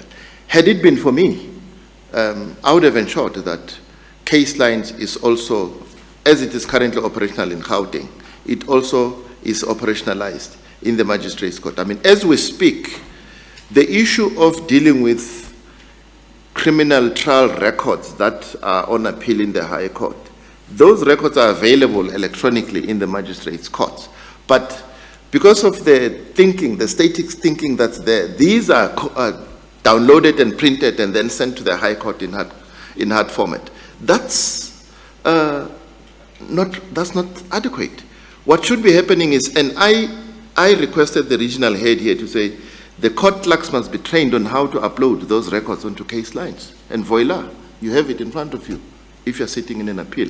So, and I can mention this, some people may be angry with me. There are magistrates that have acted in the High Court and that have tasted and used case lines. I have some of them who phoned me to say they've sought agreement with the practitioners in matters they're involved in. They seek my permission to use case lines. And I've said yes, by all means, they should do it. Because it's a system where we use the public's funds to pay for. And it should be used and cascaded as widely as possible. Thank you very much, Mr. Barnett. I hope I've answered your question. Yes, thank you. Now, going even lower, what would your vision be to, you spoke about courts being all courts, quite correctly so, in terms of 166. And then specifically thinking about the other courts, 166E, what's your vision for something like the small claims court, for example? I think the all courts caption means all courts. The small claims courts, I mean, I've attended a number of functions organized by the Deputy Minister of Justice who takes particular charge of those courts. And my sense was that there's huge commitment from members of the legal profession in serving as small claims court commissioners. And I think, if I'm not mistaken, the jurisdiction of the small claims court has been increased to countenance a number of the matters that would force people not to litigate because all their capital will be taken up in lawyers' fees. So that's a positive example. But there was an issue about small claims court not sitting only in the evenings or at night, but sitting during the day. I think it's a worthwhile argument and initiative to be embraced to make sure that they continue serving, because I know from where I sit, based on those functions that I've attended, that they bring justice to the grassroots levels of society without them having to spend a lot of money. So it's something that we should look at as members of the judiciary, and in consultation and discussions with the member of the executive in charge of the justice portfolio to see how it can be buttressed and influenced and improved further. Thank you, Commissioner Barnett. Thank you. Now, just moving from that to on the vision aspect, you've spoken much about South African courts, but on the matter of the SADC tribunal, you know, the tribunal that's seated in Namibia, and the litigation that took place there and so on, is there a role, and what is the extended role for a court such as that in the Southern African system? How do you see that as part of the judiciary? Or specifically because that matter originated or was litigated in your court and so on as well? Yes. Thank you for the question, Commissioner Barnett. The SADC Tribunal is a regional court. It was meant to serve the SADC member states and the citizens of those member states, right? So regional tribunals operate on what we call a complementary jurisdictional premise. Complementary in the sense that if you do not get justice, in the sense that your matter, your local or domestic justice institutions don't want to hear your matter, then that triggers the jurisdiction of the regional tribunal to hear your matter. That was the case regarding the SADC tribunal matter I was involved in. The farmers whose farms were impounded were not getting justice in Zimbabwe because the Zimbabwe courts didn't want to hear their matters, and they went to the SADC tribunal. And when the SADC tribunal made its findings and rulings and ruled against the government of Zimbabwe, that was followed by an AU or SADC leaders meeting that worked towards disabling that court from doing anything further. So I'm saying the regional tribunals are international tribunals. They exist like the African Court on Human and People's Rights. They exist to provide justice to those citizens of the member states who haven't got justice in their own domestic backgrounds. So yes, I mean, I would encourage that we continue supporting that initiative of the SADC Tribunal and the African Court on Human and People's Rights. I think Advocate Nsebenza is one of the most recent appointees to that court. So we should, as a country, support these international tribunals, especially in the continent. Do you think, and it doesn't have that role at the moment, but do you think it has a role to play or want to develop it into a role? I'm thinking a situation like we faced in South Africa over the past many years where there's a crisis in the judiciary, maybe a judge is, there's problems with the judge or whatever, and then the matters are litigated up to the Constitutional Court, and you sit with all sorts of questions like judges should recuse themselves and that sort of thing. Whereas couldn't it be of assistance that one could have even another court to refer such matters to have more of an independent view taken? I know this is a big jurisdictional issue, but just thinking visionary now, is there not some way that could be developed in that direction, or movement in that direction? Well, thanks for the question, Advocate Mr. Barnard. I think it's an issue to be considered, but from where I sit, I've been involved in requests from other jurisdictions on the continent, especially in Lesotho, where members of the Lesotho judiciary cannot sit in a particular matter, where South African judges are requested. I mean, they would ask for judges from Gauteng or from the Free State. I'm not sure if JP Musi has participated, but I suspect he has, in going to those jurisdictions to deal with those matters. I think, in my view, it's a much more cleaner way to source the judicial capacity elsewhere, but not fiddle with the jurisdiction of the domestic tribe, of the regional tribunals, because those operate in a carefully circumscribed jurisdictional space. And I don't think these would be the type of matters that would go there. That's my honest answer. Thank you. Then my last question. We're sitting with, well, this is the third interview, but it seems apparent that there's 4 very strong candidates, each with maybe unique areas or reasons why they are best suited for the position of Chief Justice. But how do you think, having been serving on the JSC also for quite some time, how do you think the Commission should deal with the gender issue, bearing in mind that all candidates are strong and capable, etc.? What should the approach be? I don't think the issue arises, Commissioner Barnard. I mean, if the question to me is South Africa ready? And I don't think why should one ask that question? Is South Africa ready for a female Chief Justice? We've been ready for a long time. It's not an issue. I think President Maya answered the question adequately yesterday by saying, you're not appointing me because I'm a woman. If you appoint me, you're appointing me because I'm a strong judge. I think that's the issue, isn't it? But talking about gender in general, I mentioned in one of my pillars that we need to have a holistic transformation agenda for the judiciary or program. At Legal Aid South Africa, one of our deliverable objectives was tracking how we were doing in terms of changing the demographics of Legal Aid South Africa.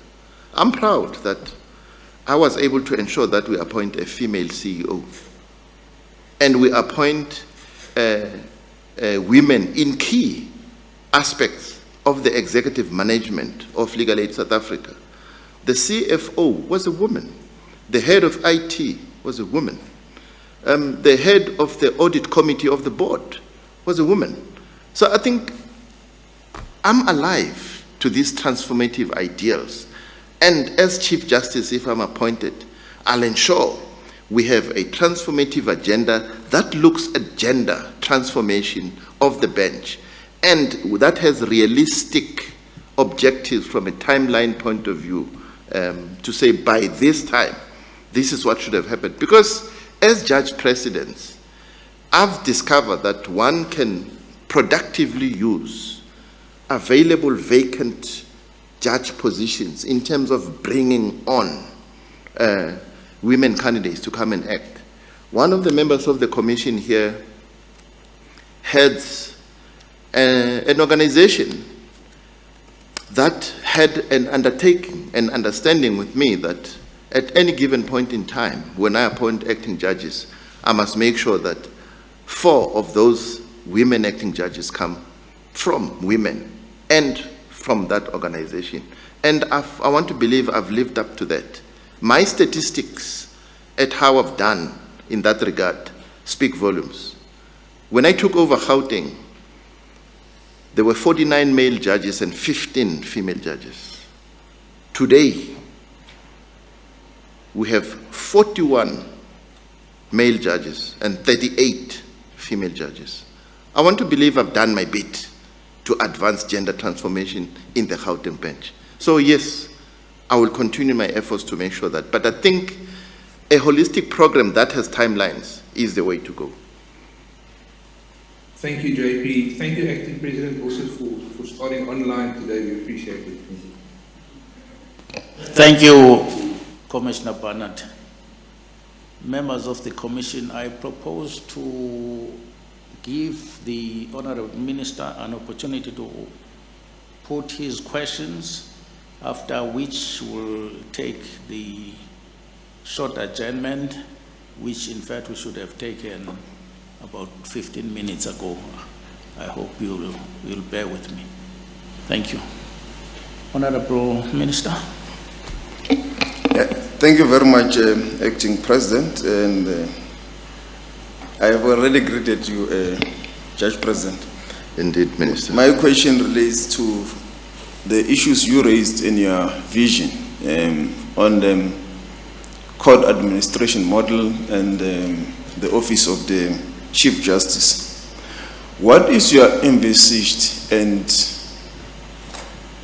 goal of that office? As you are aware, it was a temporary arrangement, and I heard you saying it was phase 1 and so forth. What is your envisaged end goal, and do you think Section 54 of the Superior Courts Act, 54(1), I'm not sure if I should read it for you, or I suspect you will be aware, but it speaks about the role of the minister, particularly in Parliament, to request the fund. But it says that the Chief Justice determines the budget after consultation with the other heads of courts. I think that's the current arrangement, Minister. And I did acknowledge when I articulated my vision about that there are provisions, even in the Constitution, that envisage a role for the executive in judicial affairs. So there's no debate between us about that.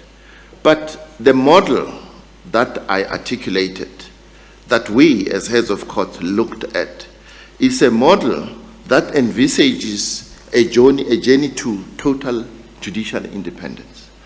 You will recall that in that model, I think that comes in phase 2, to say the governance of the judiciary from an oversight and accountability point of view will be undertaken by a judicial council.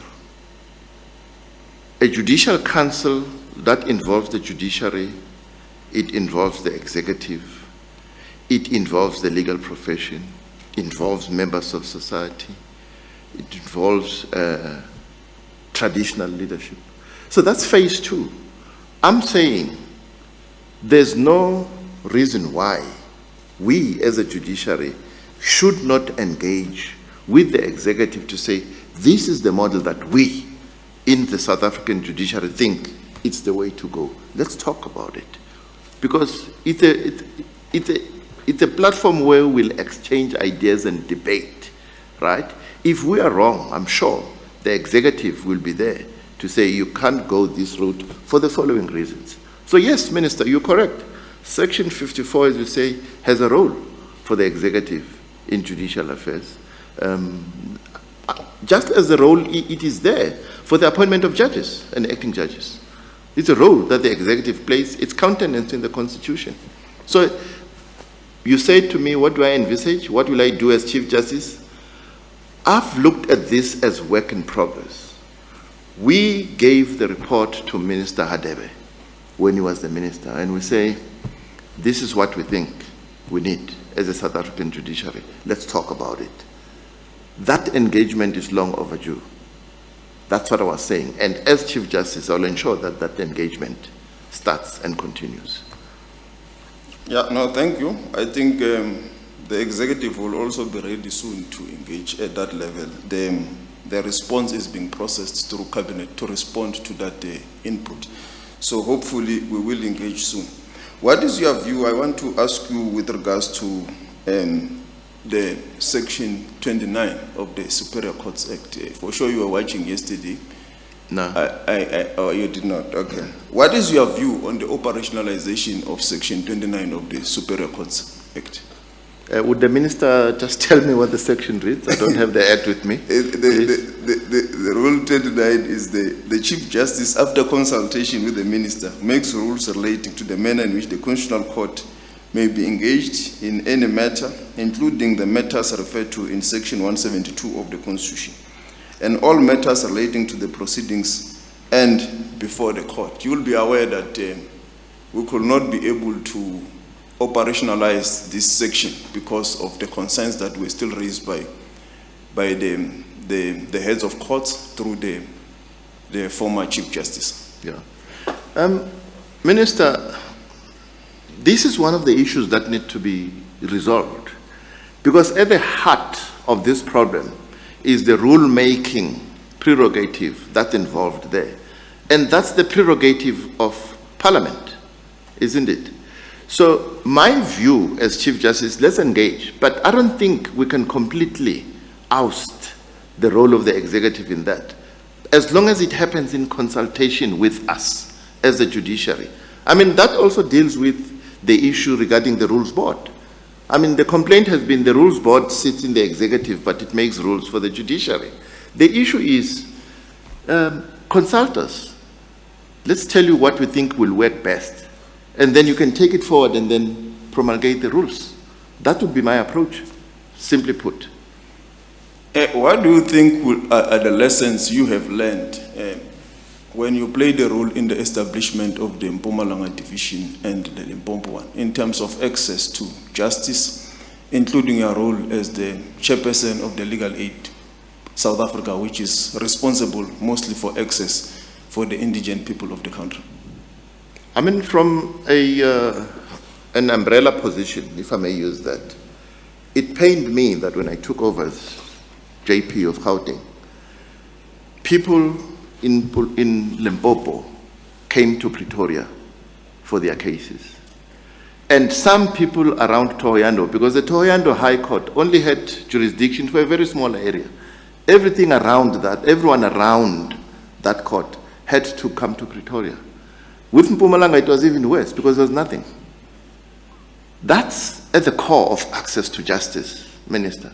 When we say access to justice, bring the institutions of justice closer to the people. That's my principle, and that's why I worked hard at ensuring that those courts, like the Limpopo one, that had come to a standstill and nothing was happening, that it is, the process starts afresh and it continues. And that, as I say, in Mpumalanga, it existed as an idea. There was nothing when I took over as Judge President. But I made sure that what you see today happens, because it is in keeping with access to justice. Yeah, lastly, continuing on the access one, you spoke about the issue of the use of technology for Legal Aid South Africa and also the Gauteng. How do you think access can be enhanced through technology? And what will be your role to ensure that technology, as you speak, can be something that it does not then also hinder access? As you are aware, our country, there is a technological divide. Yes. And the indigent people, for example, that are helped by Legal Aid South Africa may not have access to the same. Yes. How are you going to help us as you help with the modernization and so forth, that this also bring together or bring along the people that may be affected by digital non-access? Yes. Minister, thank you for the question. It is a critical issue that when we move to the technological world, we do not leave anyone behind. The point you make is a very important point. I chair CAUSA, which is active in the grassroots level.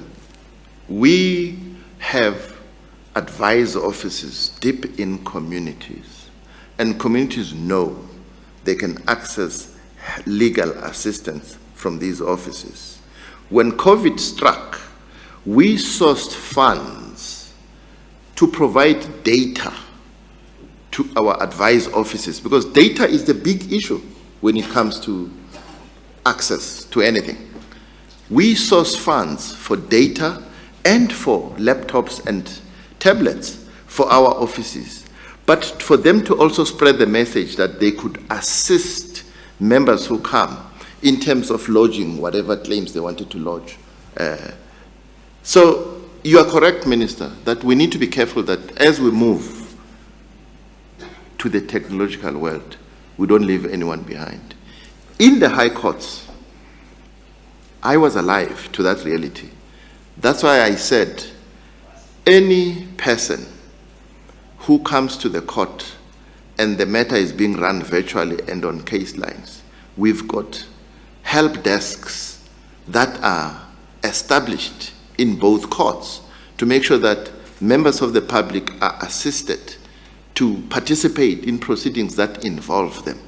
It's an involved issue, but it's an issue that we need to make sure that we understand the dynamics of the communities that require these assistance and how we can establish points of contact where they'll be able to, I mean, you'd call it hubs. We saw this when we went to Malaysia with former Chief Justice Mogoeng, where you'd have hubs that members of the public will know they'll go to if they want to lodge something or file something in the courts, and it will be received in the courts. So it's an engagement that has to happen so that we don't leave anyone behind and we understand those dynamics.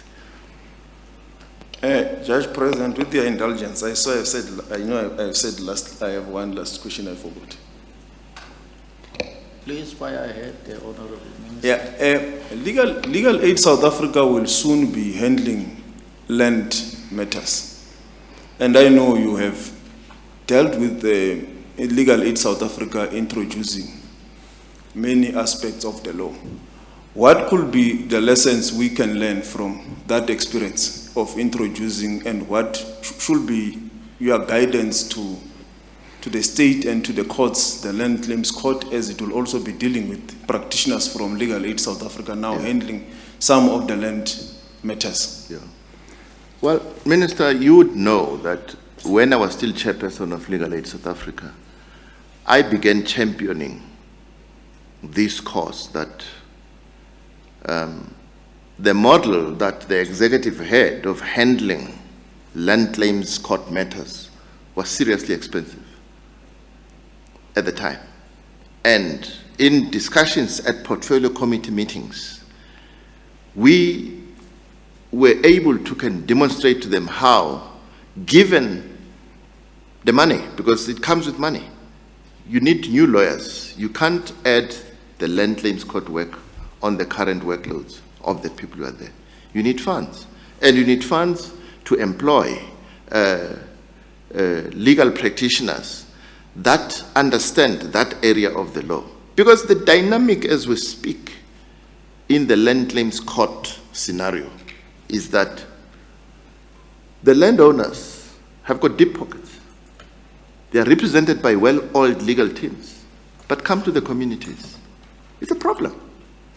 So those are the dynamics I was talking about, to say in these matters, if the land claims court head of court gets matters that involve communities that require assistance financially in terms of legal assistance, she should be able to make sure who she makes a call to. And if it goes to Legal Aid South Africa, adequate resourcing from that point of view is critical. Otherwise, it will flop.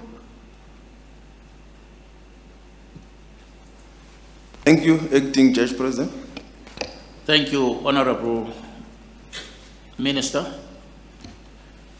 At this stage, we'll take our mid-morning adjournment and we'll resume. I make it 11 now on the dot to resume at 11:20. Judge President Mlambo, you are also free to stretch your legs. Thank you very much, Deputy President.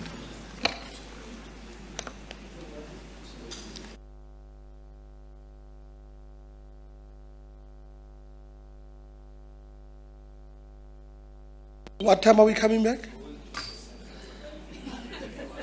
20 past.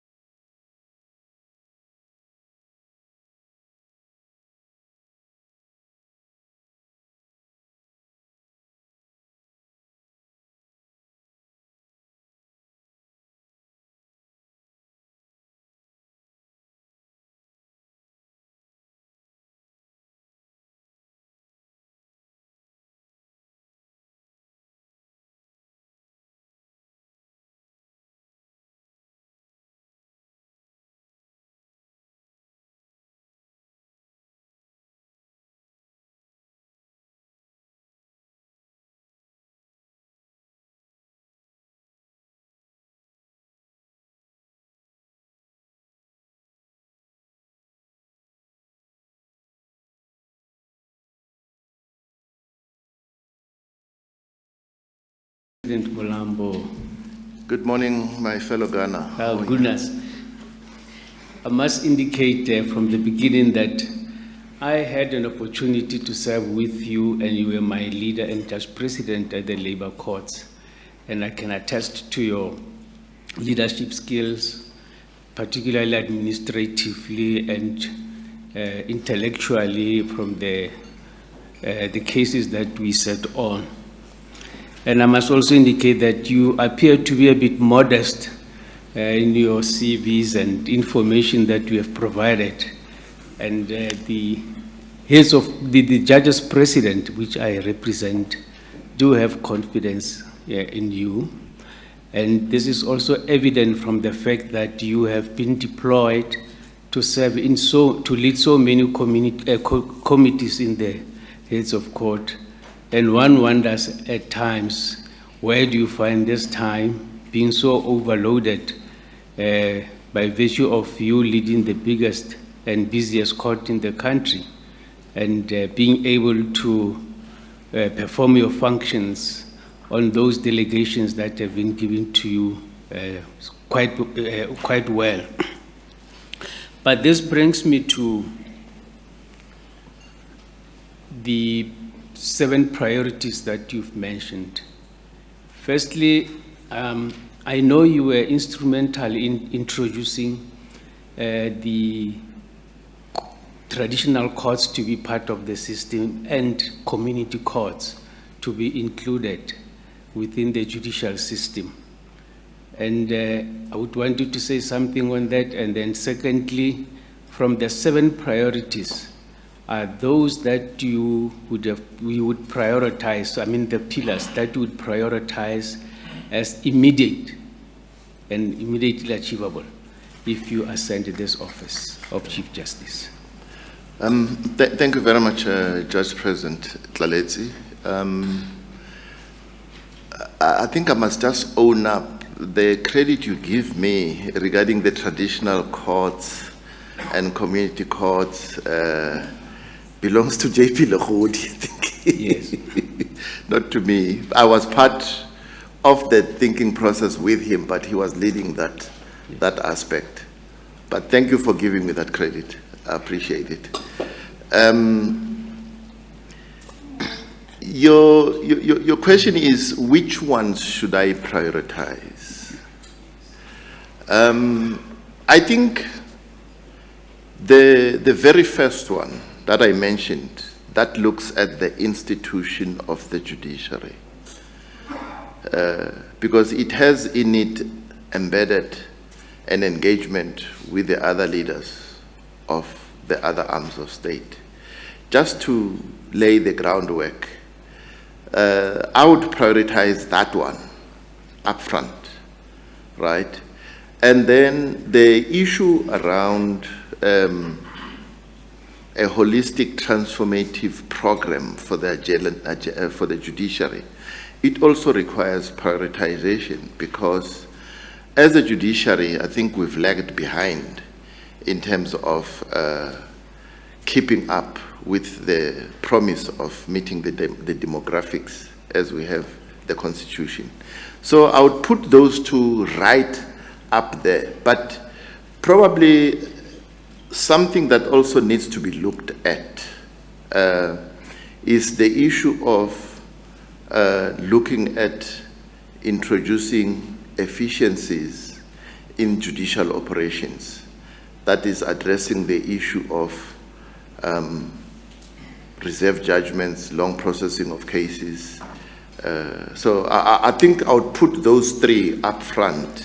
The others are not very far behind, but I think those 3 would require urgent attention.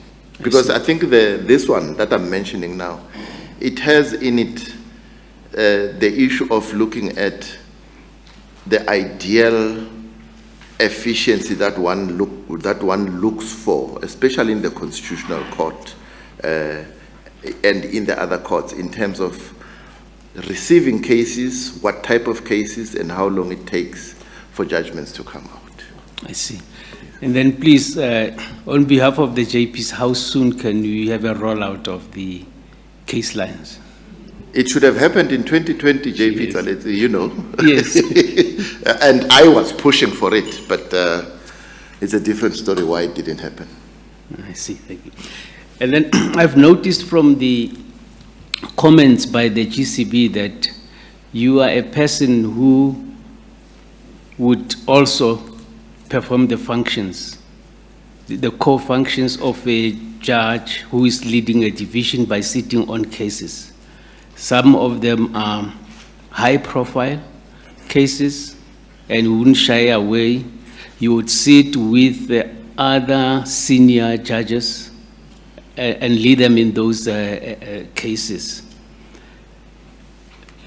But then, okay, you may comment for now. Sorry, you were not finished. Sorry about it. Yeah.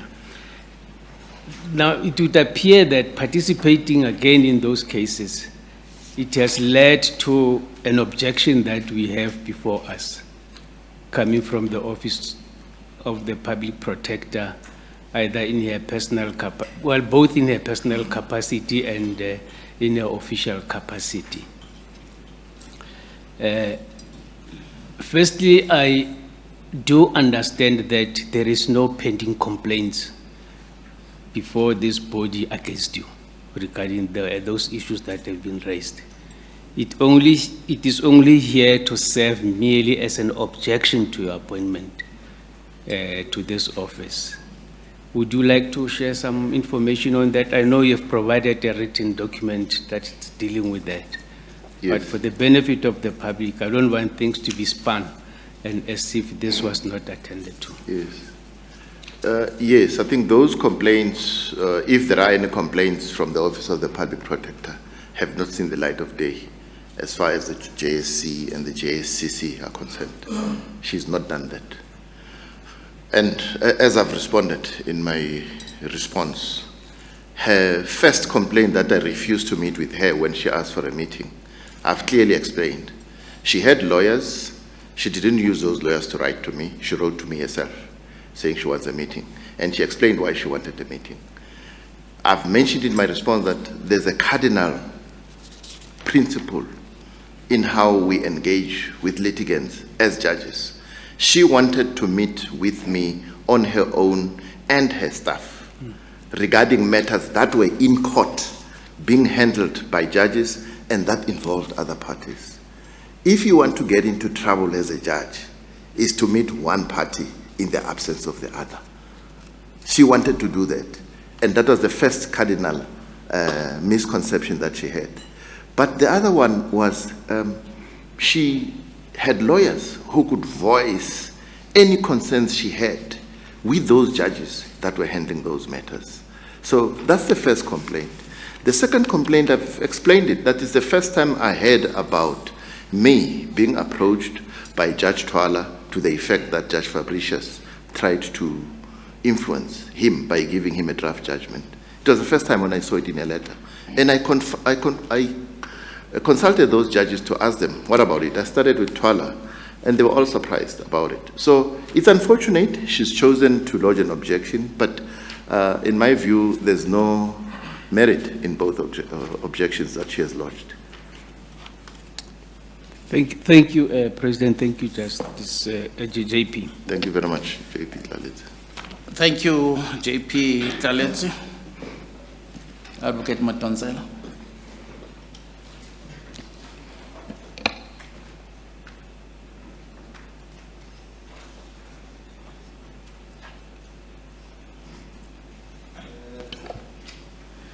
Good morning, Judge President Mlambo. Good morning, Commissioner Madonsela. I just want to clarify one thing from your CV or your questionnaire. I see that there is reference to you having a BProc and an LLB, and then it says 1983 and 2019. I think it's page. That is correct. Those facts are correct. I'm not sure whether it's, I want just clarification. Do you have are these read, did you read for an LLB in 2019? Yes. I started reading for it, I think, in 2015. So you have a BProc degree Yes. and an LLB? It's on that understanding. Then it means you did an LLB when you were already a judge, and in fact, even have been a judge of the Supreme Court of Appeals. Yes, that's true. Why did you have to do that? Why did I? Why did you have to do that? You already were a judge. What was the point of it? It was something that I regarded as outstanding. When I finished my BProc, I was under pressure to find work and help my father in terms of catering for the needs of my siblings. My mother has never worked. So the burden on my father in terms of bringing us up and paying for our fees had been so great. So when I finished my BProc, I went straight into employment. But I started studying for the LLB at that time. But the environment that being at university and outside is very different. So I had a number of mishaps in terms of failing. I decided no. But as the years went by, I decided that it's something that I could try and do. Take advantage of long leave, the long leave that we get as judges, to sit for the exams, but to try and fit in studying in between.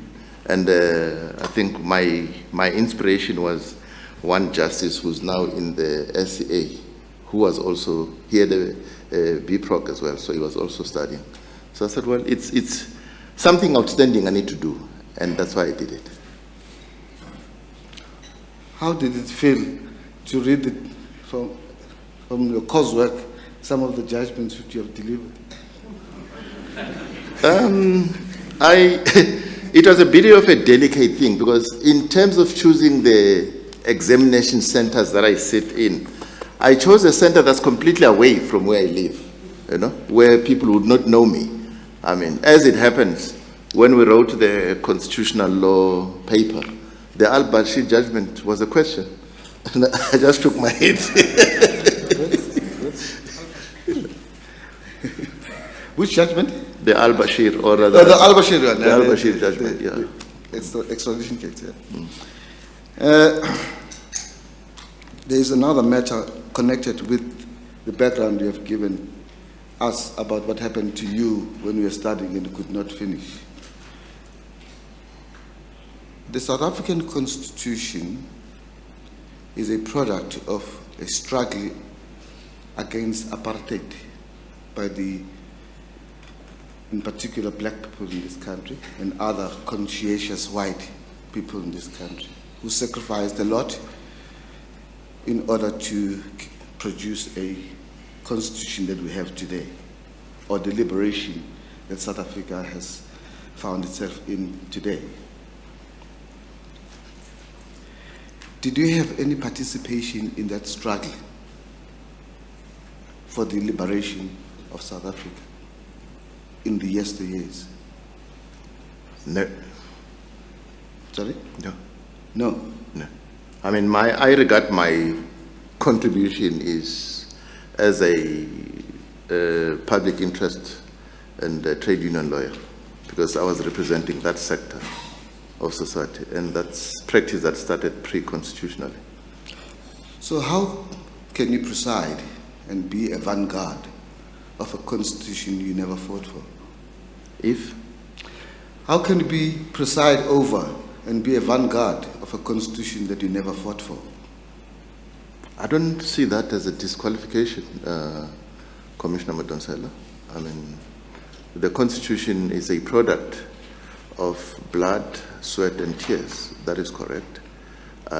I'm a beneficiary of that process, and I want to believe that I have contributed in my way to ensuring that I bring some relief to vulnerable sectors of South African society.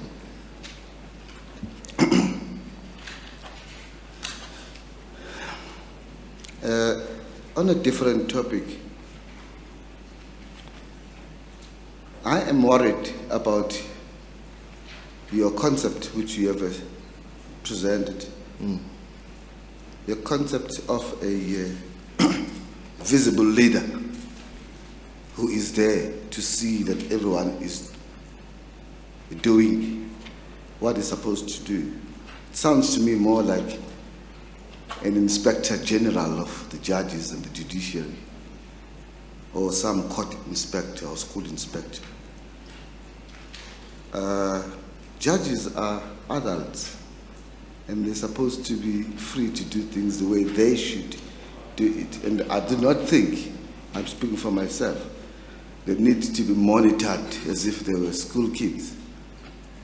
The best way, I think, in which judges can be visible, or judges or leaders of the court should be visible to judges, is by lead by example in relation to, amongst other things, writing authoritative judgments which are persuasive and vindicate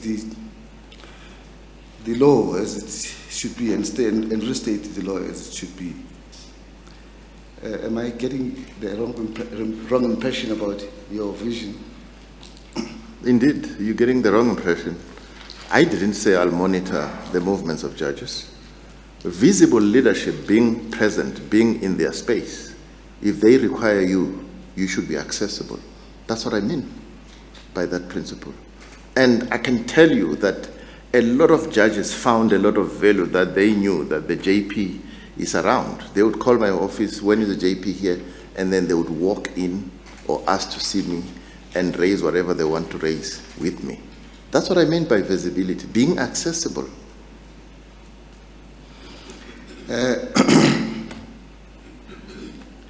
Under Pillar 4, President, if I reach my 10 minutes, can I please be allowed some latitude? And also you can indicate to me if my time is up. I'm not looking at the time. Yes, you can continue, Advocate Matonza. Thank you. Yes. Under Pillar 4 of your vision of pillars, pillar of visions, you speak about South African Constitution as being renowned internationally for its jurisprudence on socio-economic rights. And I attest to that because the fact that socio-economic rights have been entrenched in our Bill of Rights has become a flagship of our constitutionalism internationally. Are you able to point out to any of the decisions that you have handed down yourself which vindicate the right of individuals to socio-economic rights? Well, a judgment that comes to mind is the Congress of South African Trade Unions and the Western Cape government that I handed down as a judge of the Labour Court. It's a matter where COSATU wanted to initiate protest action against the poor and no resourcing of schools in black townships as compared to the white areas. That was the key socio-economic right that was advanced. I can think of that judgment, yes. Can you think of any other? I think the judgment I wrote in the Labour Appeal Court, that is the SABC versus Barnard, it dealt with affirmative action, the appointment of a white woman, of a black man, and sitting for the LAC, we ruled against her appointment and upheld the affirmative action policy, which was being used by SABC not to appoint her. She appealed to the SCA. The SCA reversed us in the LAC, but the Constitutional Court reinstated our ruling. I mean, you know that affirmative action is one of the key components of the equality clause of the Constitution. Except that equality is not a socio-economic right. Yeah. I was confining myself to socio-economic rights, yeah. Okay. Well, I thought of that one. I can't think of any other judgment now, but if I think hard, I probably remember another one, yes. Yes. I couldn't find one. I was looking for it in order to check if... You may be correct, Commissioner Matonza. I may be correct or not. You may be correct that I didn't write another one. There is a,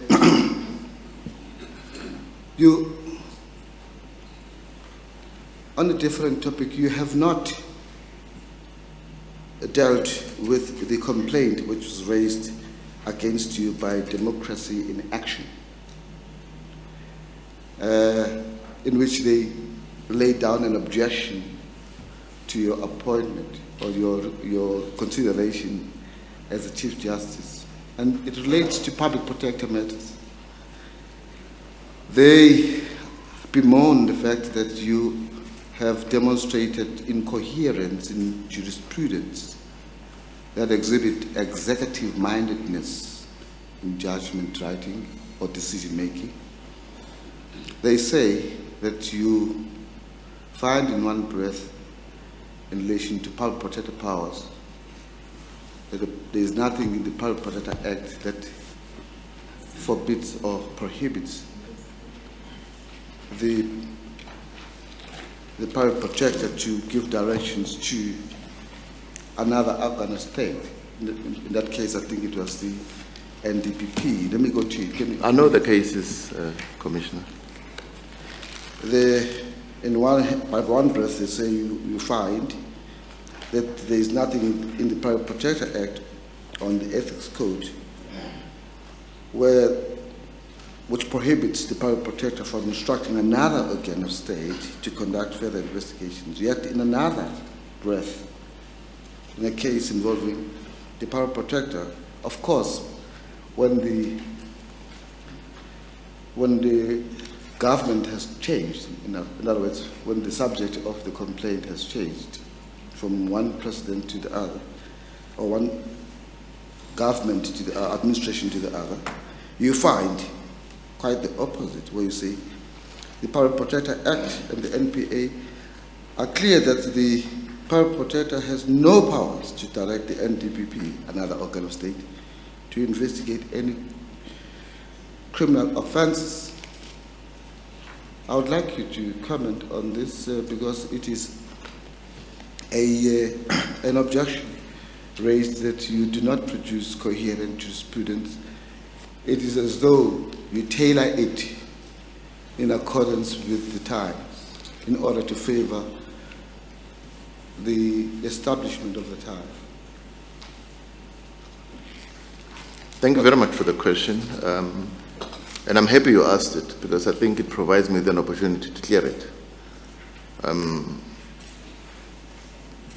You will recall that in the so-called state capture judgment, the remedial action that was an issue was challenged on a legality basis, right? And there was nothing found unsound with that remedial action where the public protector said the president should appoint a commission of inquiry and must consult the Chief Justice to appoint the judge to chair that commission. We found nothing wrong in that.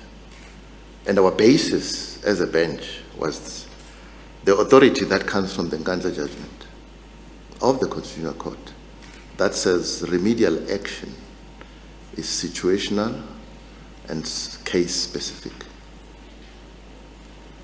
Which In case, that matter, which case is that?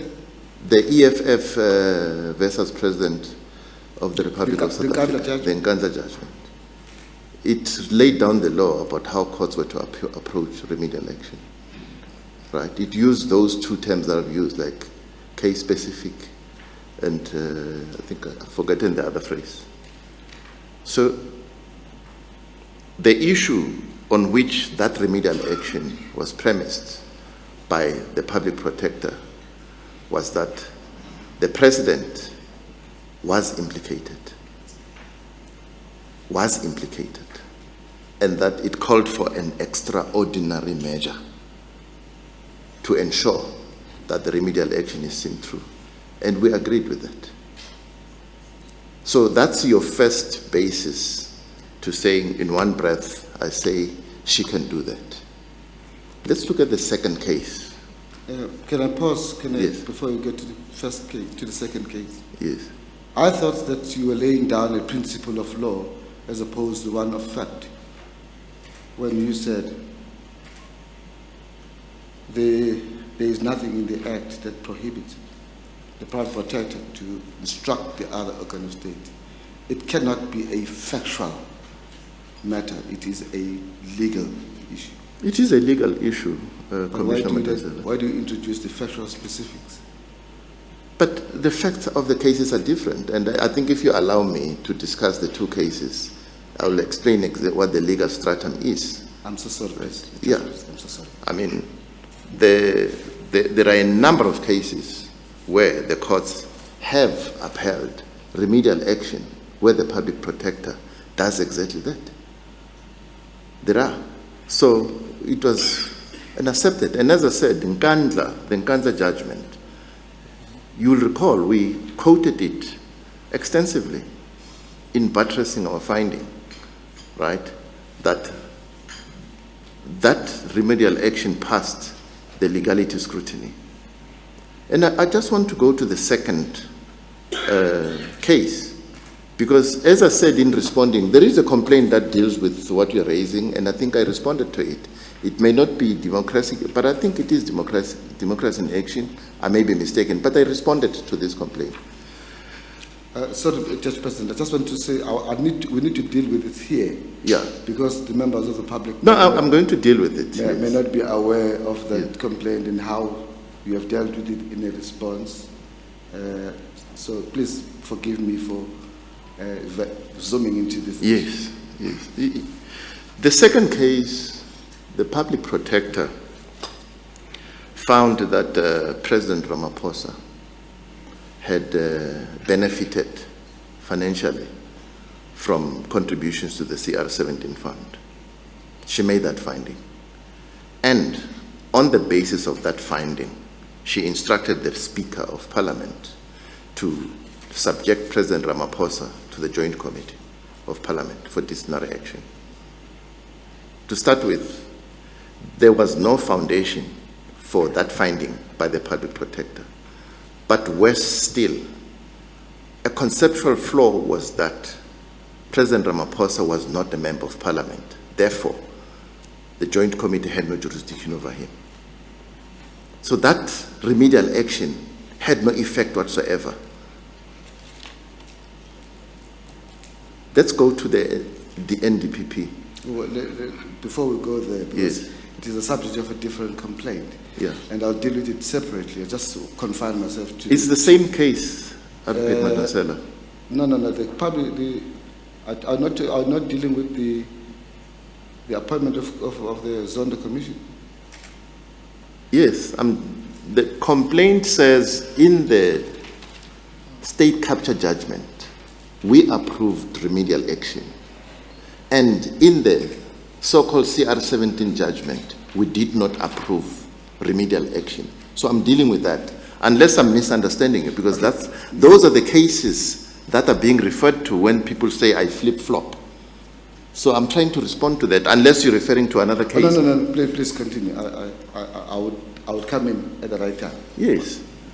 You see, in the so-called CR17 case, I've dealt with the parliamentary side.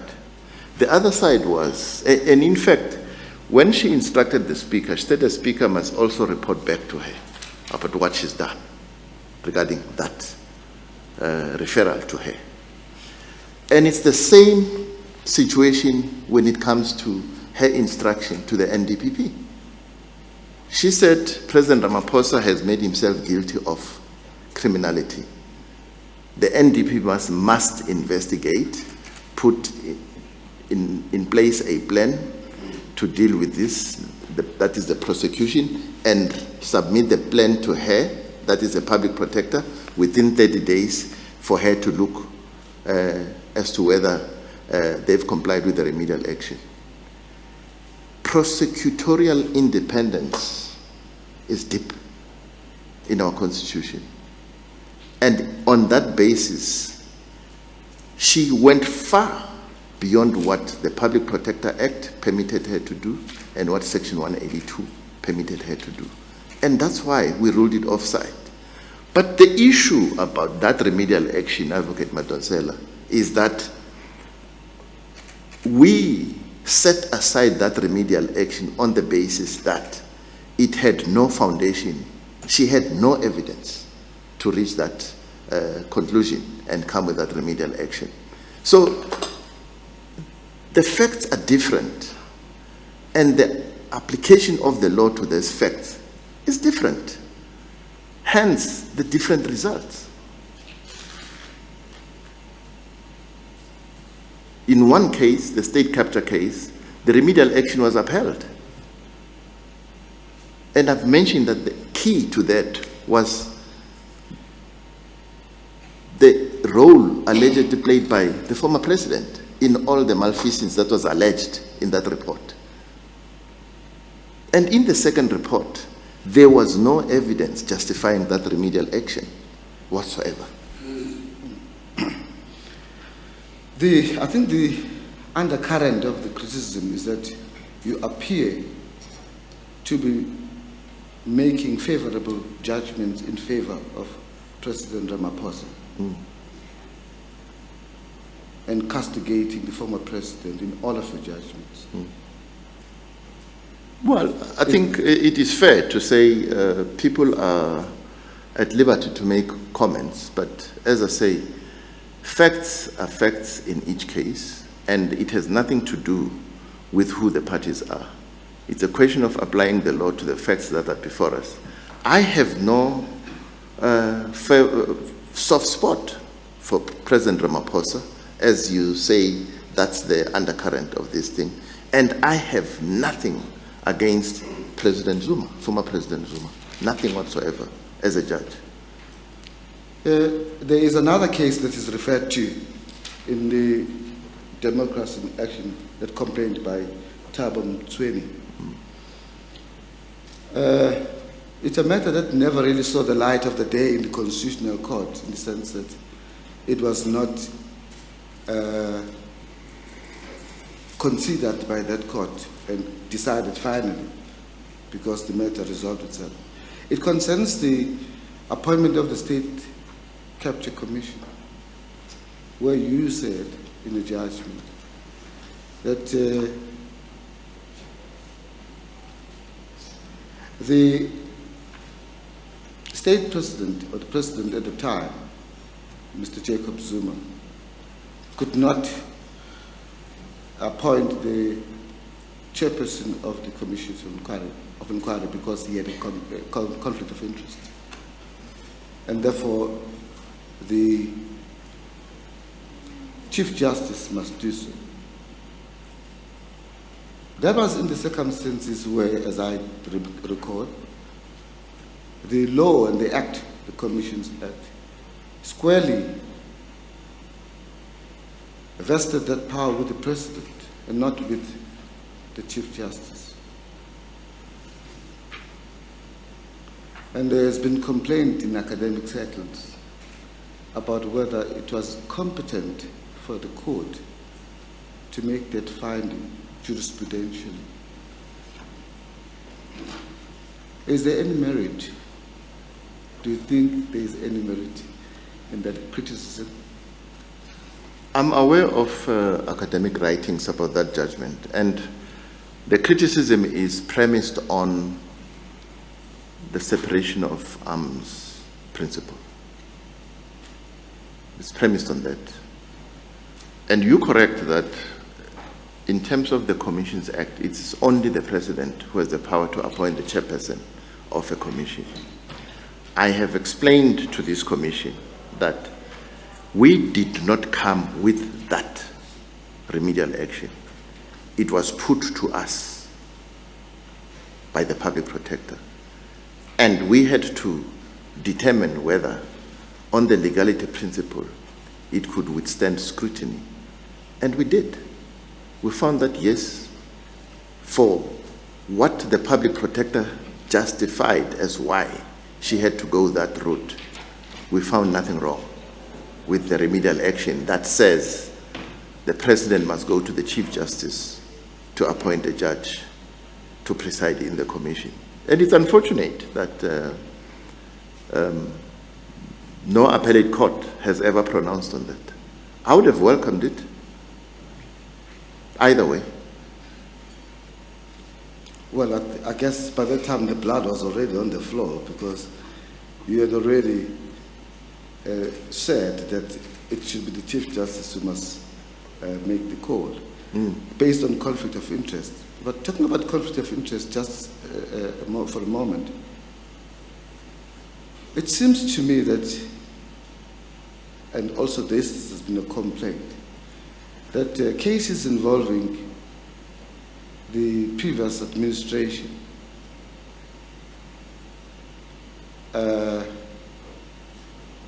whilst in the past would be taken to the Cape Provincial Division, because that's where Parliament, or in cases against Parliament, that's where Parliament is.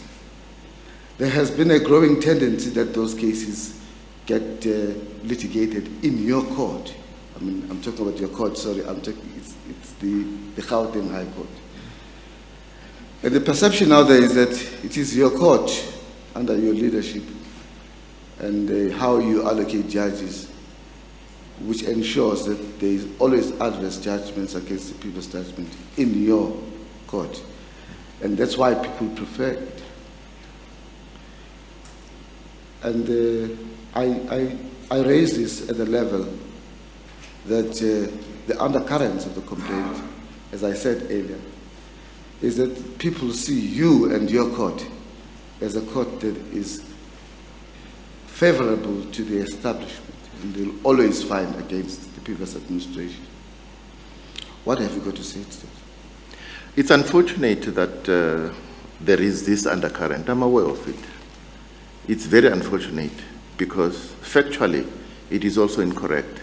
Now, you don't mention which cases in the Western Cape Division, but I'm aware of some which went. I can, it's just that I don't have the time. That's fine, but I'm just saying I'm aware of some that went against the previous administration.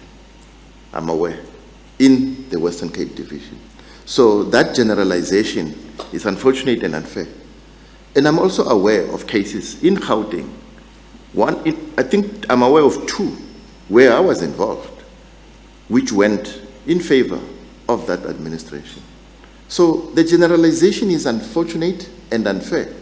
I can mention those cases in Gauteng. Which I really would like you to mention them so that we clear the air in this. The one of them is the Oak Bay matter.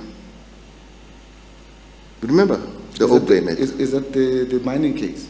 The Oak Bay matter, which was launched by Minister Pravin Gordhan. We threw that case out. About the powers of the master? No, it's about he wanted I think he wanted an interdict or a declaratory interdict against what the Oak Bay group of companies wanted to do. And I mentioned this because I'm operating on the narrative that you are raising with me, that cases that were had in the Gauteng division against the previous administration always went against them. In that case, the dynamics were Pravin Gordhan, the Minister Pravin Gordhan, was viewed as anti the former president, right? And that matter went against Minister Pravin Gordhan. On what aspect? I can't remember the facts, but it's there. Advocate Mpofu raises. Yes, and maybe we should not examine the cases. I wanted Commissioner Madonsela, will you please bear in mind that your time allocation you have exceeded it by 5-10 minutes already. So if you could please wrap up. Thank you. Look, I don't want to really take time for other people. I have other questions, but I think others will pick them up as well. If they don't, I will ask for indulgence. I really don't want to take all the time. I'm not preventing you from wrapping up your questioning, but you must be mindful of the fact that you have exceeded your time allocation already. Thank you. So the choice is yours. Yes. If you want to forego any questions that you might still have. Yes. Thank you.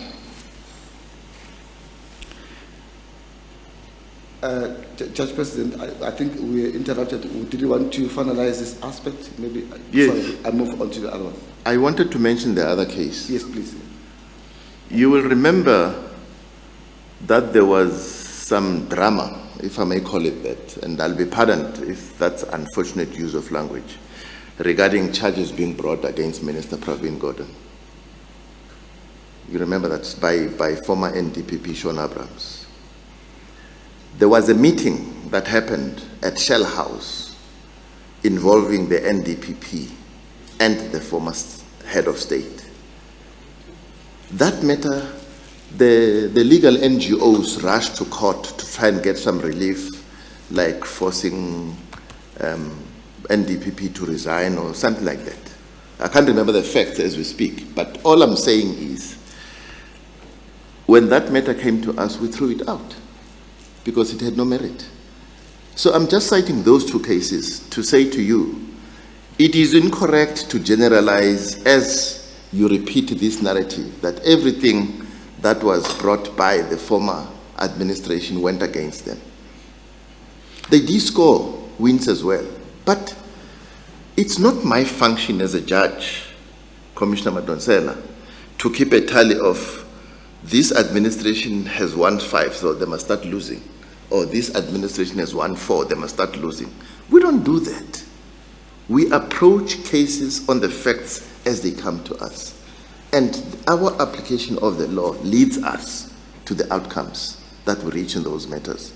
So it is completely unfortunate that people are saying I was unfair and against the former state president, and I'm in favor of the current state president. I deny it. It's not like that. It's not how I operate. I value my independence and impartiality and open-mindedness. I'm sorry if I have repeated, please don't get me wrong, I'm not repeating this complaint as if I am asserting.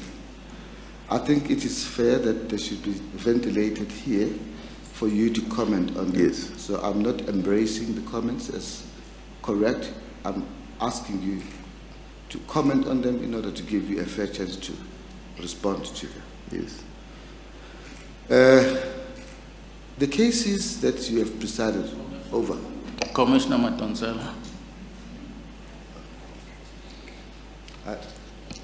I think you have now taxed the patience of the members of this commission to the limit. Yes, I don't want to go beyond that.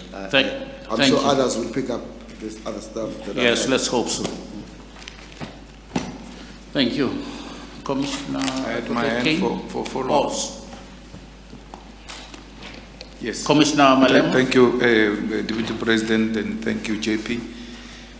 I will be very quick.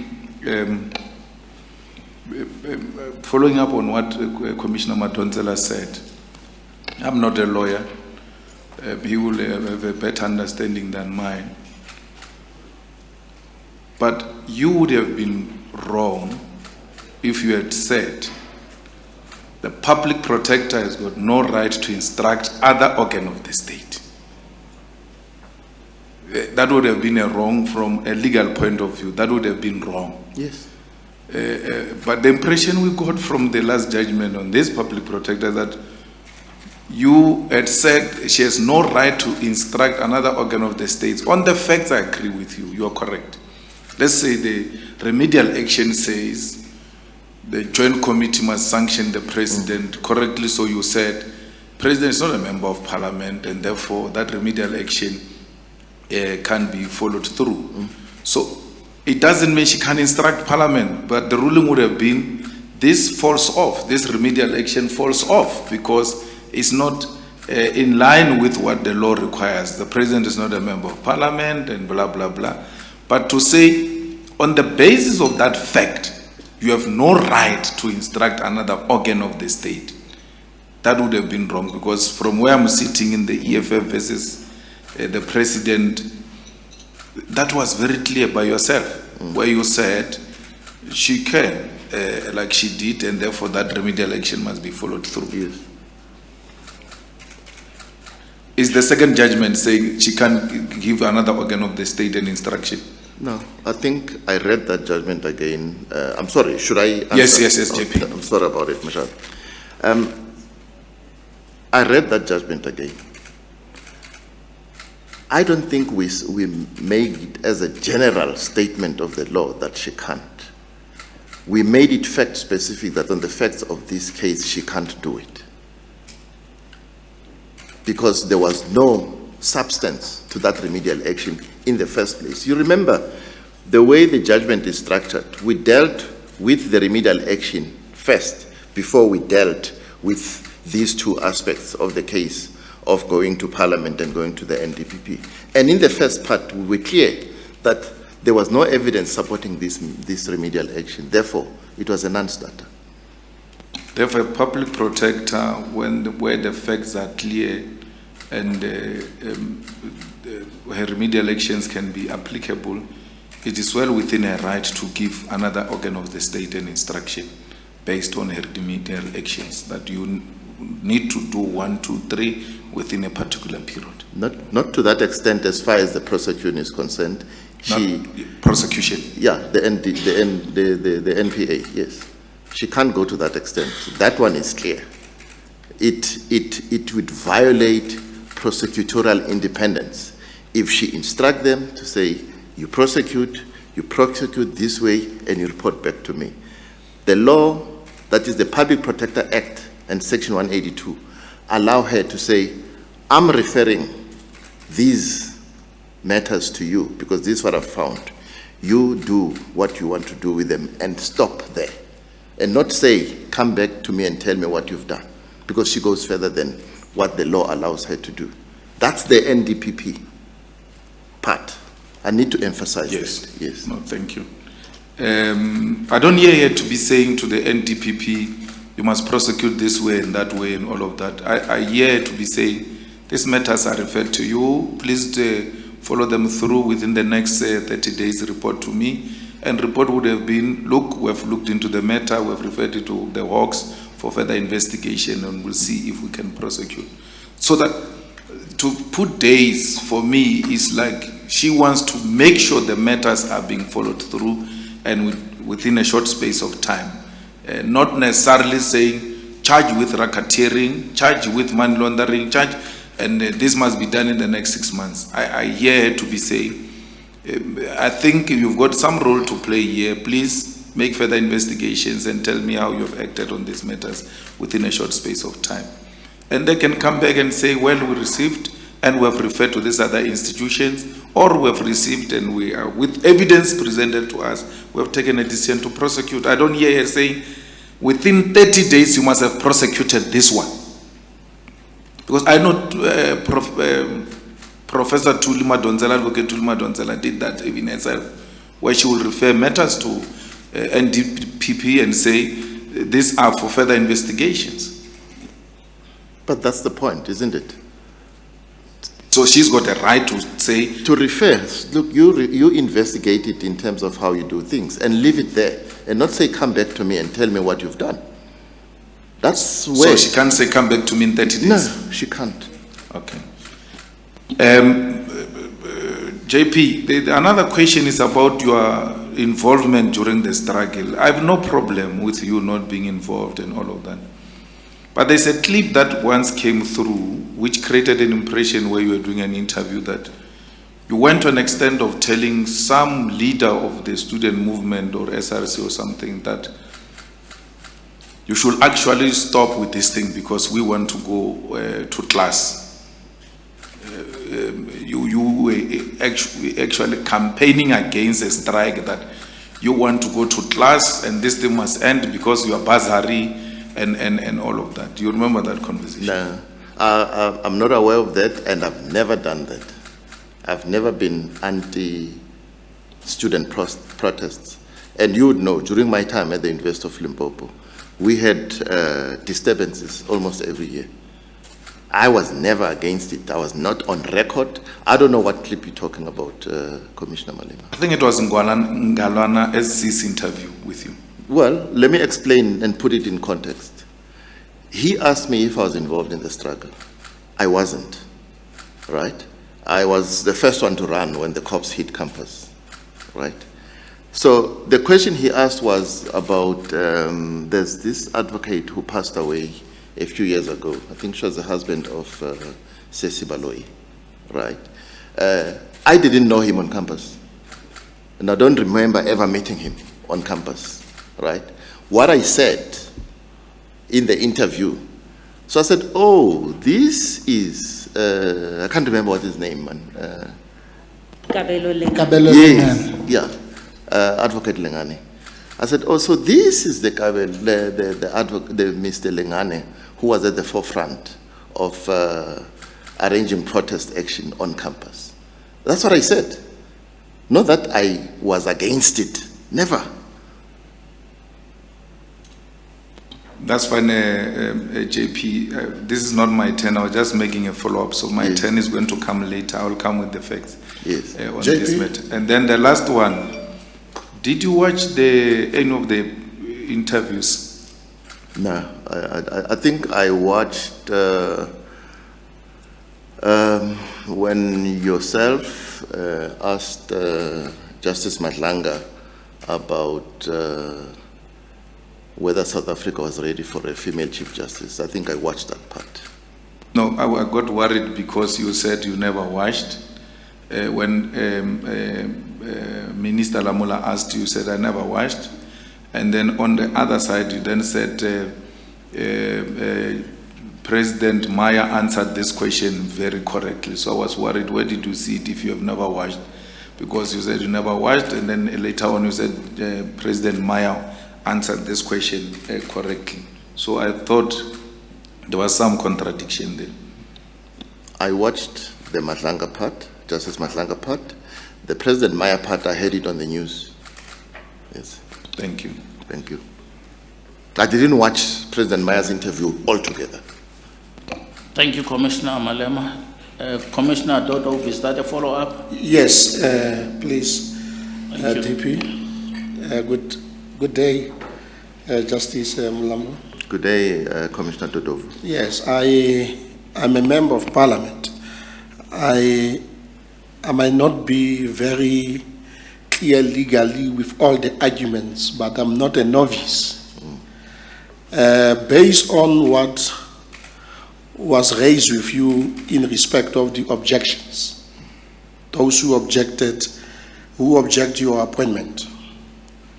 Now, my understanding is that the division that you had, like all other divisions, provincial divisions, are not courts of the last instance, which means that whatever rulings that you make, those can be reviewed or appealed at either the SCA or the Concord. That's my understanding. Now, based on that understanding, I want to ask you this question. And in the balance of evidence, out of all these cases that you are now a suspect that you might have been biased there and there, how many of those which were upheld by the upper divisions, in this instance the SCA or the Concord? Do you have knowledge of all those cases which were upheld? Because I want to measure whether indeed in your judgment you were either biased or not. Yeah. Thank you. To my knowledge, I have not been reversed on appeal by either the SCA or the Constitutional Court. Let me just explain the state capture judgment. I'm not sure whether it went on leave to appeal to the SCA, but by that, when that was happening, the new president had distanced himself from the litigation. So I'm not aware what happened to that one, but all the others, especially this one about the instructions to Parliament and to the NDPP, those were upheld by the Constitutional Court. That's my point. Specifically those of the public protector? Yes. as well as the so-called CR17? Were they upheld by those divisions? They were upheld by the Constitutional Court. All right, thank you very much. Thank you, Advocate, Justice Peterson. Thank you, Commissioner Dodovo. Advocate Kane. Thank you, Acting President. Good morning, Judge Mlambo. Good afternoon, Advocate Kane. Time has gone quickly. When you were delivering your vision statement at the outset, what struck me so powerfully was the feeling that this is very much the man I know. And you have consistently engaged with the leaders of the bar within your jurisdiction. I'm quite sure that you've done it with every leader of the bar, not only me. And I thought it would be a good thing then to bring out two things from that engagement and the advocate's profession's perspective. The one is an aspect they raise in their report containing the submissions of the GCB, and it pertains to your service as leader of the busiest division in this country, and actually the implication that you could have had a choice to have adopted another career path going to the Supreme Court of Appeal, but you actually have engaged that hard work by choice. Is that correct, and why did you make such a decision? Thanks for the question, Advocate Kane. When I was in the SCA, I was approached by Deputy Judge President Wegley, who was the DJP of the Labour Court at the time. And he had asked to see me when I was on leave or on recess from the SCA. And when I saw him, he said he would request me to stand to be JP of the Labour Court. I was taken aback because I said, but you are the DJP. You should take over when, you should apply, not take over, you should apply when Acting Chief Justice Zondo's term ends. He said, no, I want to be led by you. I said, but you've seen no leadership qualities from me.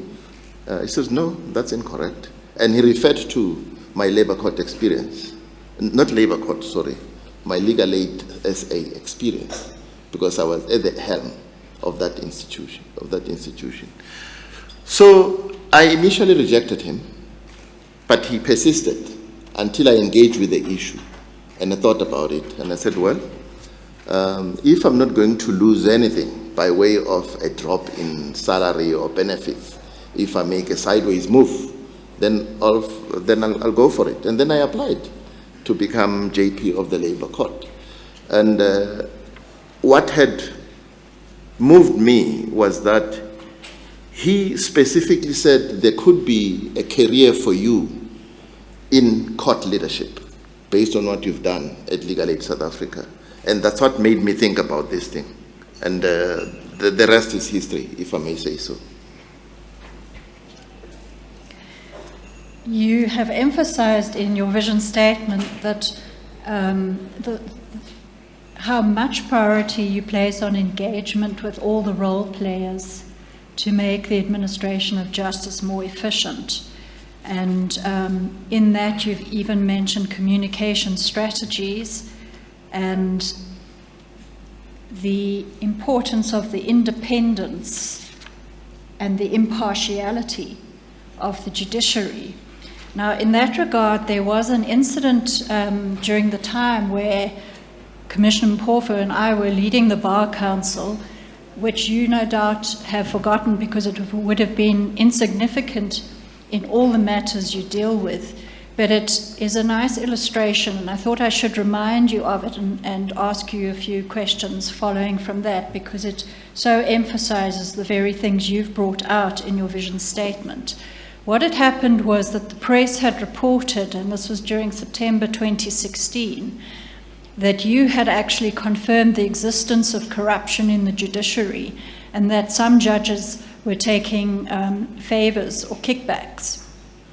and that practice needed to stop. It was reported as something of which you had knowledge, and we engaged on it at the time in correspondence.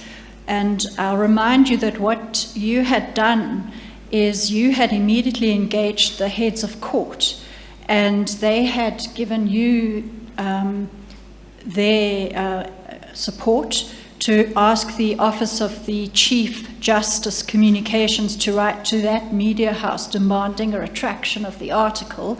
And the Office of the Chief Justice then did that on your behalf, setting out the facts, and the media house in fact did offer you an apology and retract the article entirely.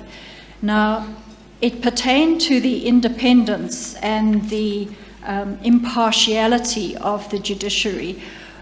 What would have happened had you been able to identify any judge of which you had known that perhaps had been engaged in such conduct? Oh, had I discovered that a judge was corrupt, was actually taking money, I would have taken the issue to the Chief Justice and to be guided by him whether I should lay a complaint against the judge or not. But I would not have kept quiet about the matter had that been the case. And as you correctly say, that's not what I had said in the statement that was attributed to me. You will be chairing the small JSC if you're appointed as the new Chief Justice. And what would your approach be in relation to any threat to the independence or impartiality of the judiciary? You link that to chairing the small JSC. I don't understand why you do that, but... let me explain. Yeah. It's because any matter or complaint of that sort of serious nature against a judge would fall under the jurisdiction of the small JSC, yes, insofar as remedial steps or disciplinary action is concerned. Yes. Let me answer the question this way. I, as JP, have been approached and have written judgments about the impact of Section 47. That is the immunity of judges against being sued. Now, I refer to that example deliberately because when I have facts before me, I approach the matter with a completely open mind. But if I had had a previous engagement, say it's a matter that I've reported to the JSC to say, this judge is on the take. If that matter comes before the small JSC, clearly I cannot participate in the proceedings of the small JSC. It has to be the Deputy Chief Justice because he's got no involvement in that matter. But where I have had no involvement whatsoever with the occurrences that are on the agenda of the small JSC, I don't see any problem in continuing to chair the small JSC, even if it involves judges, because it is envisaged that the JCC is a body created to look at conduct by judges by its nature. You mentioned that part of the problem with judicial complaints and them taking too long is that we are seen to be hard on litigants but kind on ourselves.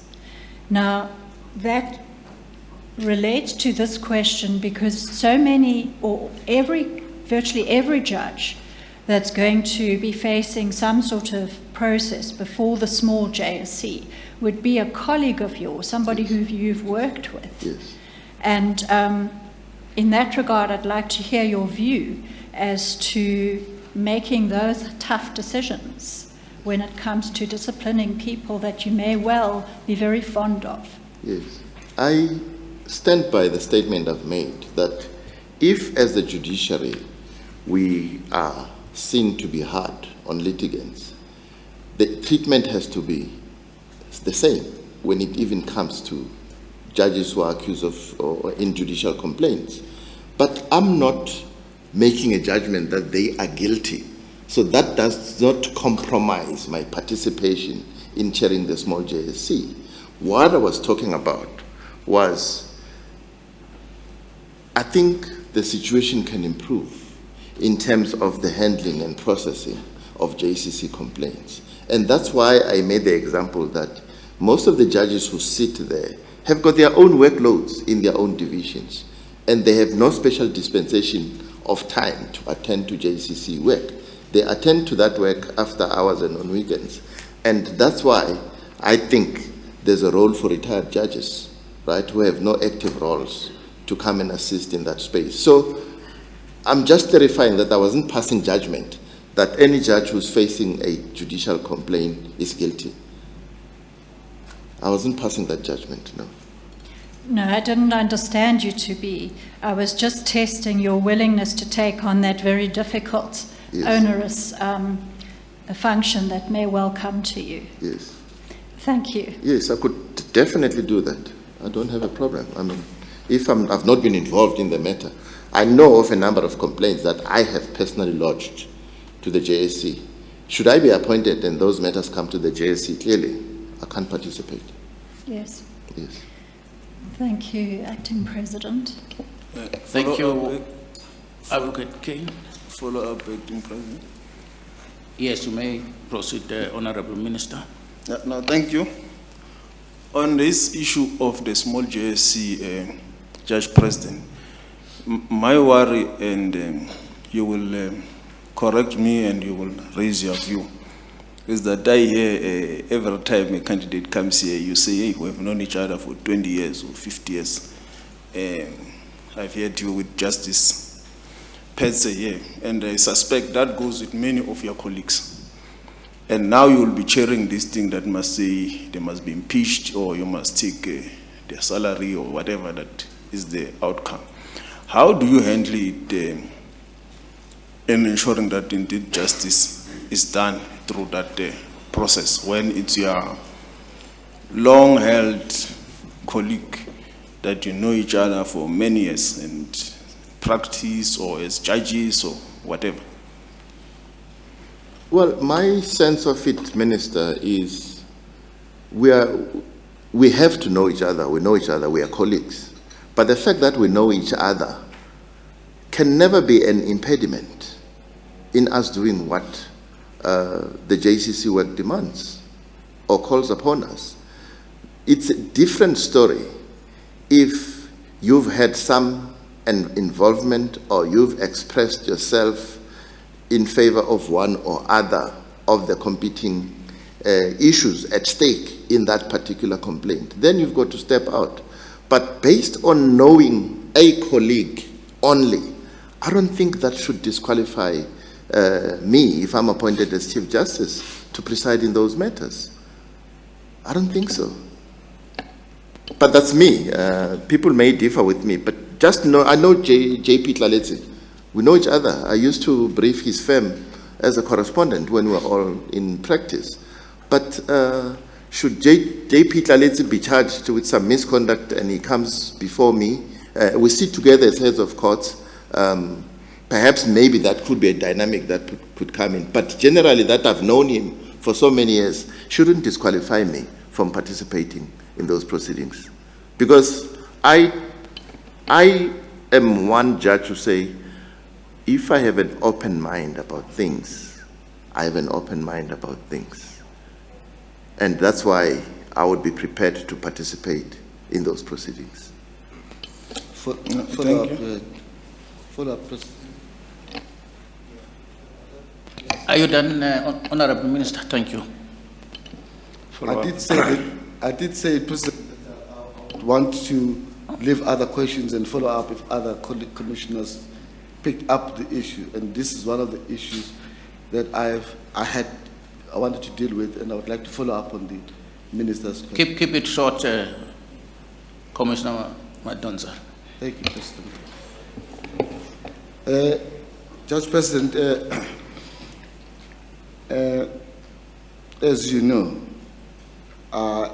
my other role in this commission, JSC, is to be in charge of litigation against the commission, and I've interacted with you in that regard. Yes.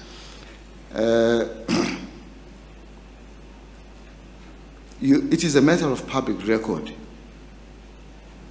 that Judge President Mlambo has taken the JSC to court. Incidentally, the matter is in your court, in High Court. The matter is, on my calculation, one way or the other, likely to end up in the Constitutional Court. If that were to happen, given the fact that Judge President Mlambo, in the papers in court, accuses you of conflict of interest, in the sense that you said in his judgment, in circumstances where you have dealt with other cases, would that not place you in a precarious position when you are the Chief Justice and the matter serves before the Constitutional Court in which you preside, firstly? Secondly, is it at all desirable, and will it not put much pressure on the colleagues in the Constitutional Court, hearing a matter in which the Chief Justice, the sitting Chief Justice, is a party against whom certain allegations of misconduct, because that's what effectively Judge Mlambo is saying about you, are concerned, and decide that issue?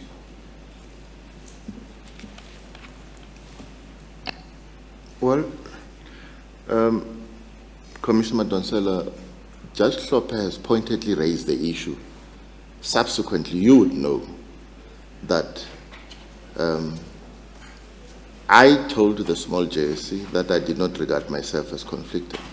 I still do. Not conflicted, I have no gripe or grudge or any issue against Judge President Mlambo whatsoever. And I said as much when the small JSC met.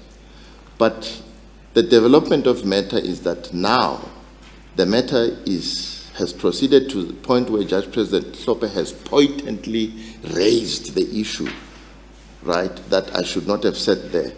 Whichever way the matter goes in the High Court, if it comes to the Constitutional Court, I can never participate in that matter. I think that's a given, because I'm mentioned as having taken one or other side. It would be completely improper for me to sit in that matter. It's a function of life, our judicial careers, Commissioner Madonsela, that we do a lot of things. And when we do things, we don't take one step and say, I'm not taking this step because there's a likely issue that 20 years down the line, this thing will be raised and whatever. You do the work as it comes to you at the time. Because if that would be the approach, then I doubt if we'll be able to do much, because we would be scared. We'll always be cautious, right? So my short answer to your question is, now that Judge President Mlambo has raised the issue the way he has, I cannot participate in any follow-up proceedings that take place should I be appointed as Chief Justice. That's a given. The second part of the question is, what will that not bring much pressure on your colleagues who will be sitting, you'll be the Chief Justice for a considerable period of time, they have made a decision against you? Is that not going to create much tension and pressure on them to find against a Chief Justice who is already a Chief Justice in the term that, in a long time, that you are poised to stay in the Constitutional Court if we were to be appointed? And not so much about you, but so much about them. Yeah. Well, I am not sure I agree with you, because I can cite examples where Chief Justices, I remember the matter involving the extension of Chief Justice Nqobo's term. The Constitutional Court sat in that matter, didn't they? But then he left immediately. Yeah, but he was leaving, but I'm saying the pressure you say they will have, they would have had pressure to sit and decide on that matter, isn't it? But they didn't have that pressure. They didn't. So I don't agree with you that we should willy-nilly look at this issue the way you are putting it. I mean, the Deputy Judge President Mujapilu case is an example. He made findings against a sitting Chief Justice. If what you put to me is correct, he would have been under pressure not to do so. So I don't agree with you that justices of the Constitutional Court will feel pressured if they were to sit in a matter where I'm implicated in one way or the other. Acting President, on this point, A brief follow-up. brief, very brief. And it must be brief. Yeah, it's very Honorable brief. Minister. It's very brief. I heard Counsel Madonsela saying this matter now of Judge Hlophe is before the Gauteng High Court, Yes. if I'm correct. So what is saying, if you are a Chief Justice, will it not be applicable now, as we speak, because you are a Judge President of the Gauteng High Court? It means that pressure will be there. Correct, Minister. It's an issue I didn't think of, but yes. If Commissioner Madonsela is correct, yes, then those judges should feel pressured because it's the leader of their division who is alleged to have been misconducted himself in one way or the other. It's the same principle, I would imagine. Commissioner Advocate Bofu. Thank you, Chair, but I thought Commissioner Singh wanted to do a follow-up, unless if you are overruling him. I don't think he noticed me on this end. Probably our voices are similar. I just wanted a brief follow-up on this one. Please, you may proceed, Commissioner Singh. Thank you very much, and good afternoon, Judge President. Good afternoon, Commissioner Singh. As you are well aware, we on this side of the House do not sit on the small JSC. Yes. So we're not privy to everything that happens, in the small JSC and the agenda, etc. But you've said to this commission that there are a number of cases that you've reported to the JCC. Can you give us an idea, without going into detail, how many cases and what time has lapsed in the investigation of those cases? So it would be interesting to know how many judges have been reported for misconduct. Well, actually, I should have, it's two actually, it's two cases against two judges for reserving judgments for very long periods. It's those two. One is a matter where the evidence leaders seek they sought an affidavit from me. It involved a judge whose matter is before the JCC, I think. But I didn't lodge that complaint in that one. Okay, and to your knowledge, these matters have not been finalized yet by the JCC. And how long ago were they reported? No, well, I think the JCC met a few weeks ago. Regarding the two, I don't know what the result was. Regarding those two, whether they've been referred to a tribunal stage or not. But they're still pending, yes. Well, thank you. Thank you, Commissioner Singh. Advocate Bofu. Thank you very much, Acting President. Good afternoon, JP. Good afternoon, Mhlegazi. Thank you. Mhlekazi ungafanelanga ukubhubha. Thank you, JP. Yes, I think I must also start with declarations. Along the lines the Minister said, we all know each other. It is, as Justice Meyer said, it's a small community. Just to declare that you and I did articles together, and you accused me of throwing mud with my fancy car when I was driving past you. But I also want to plead guilty on two counts which you have always accused me of. One, this morning about bombarding you with complex cases and special allocations. The second one is not heeding to your constant invitations to come and act as a judge, which you also have made sure that I remember all the time. But I want to talk to you about the two areas, maybe three, depending on how much time I will be given. I'll also ask for a little bit of leeway. You know that I sit here representing primarily advocates for transformation.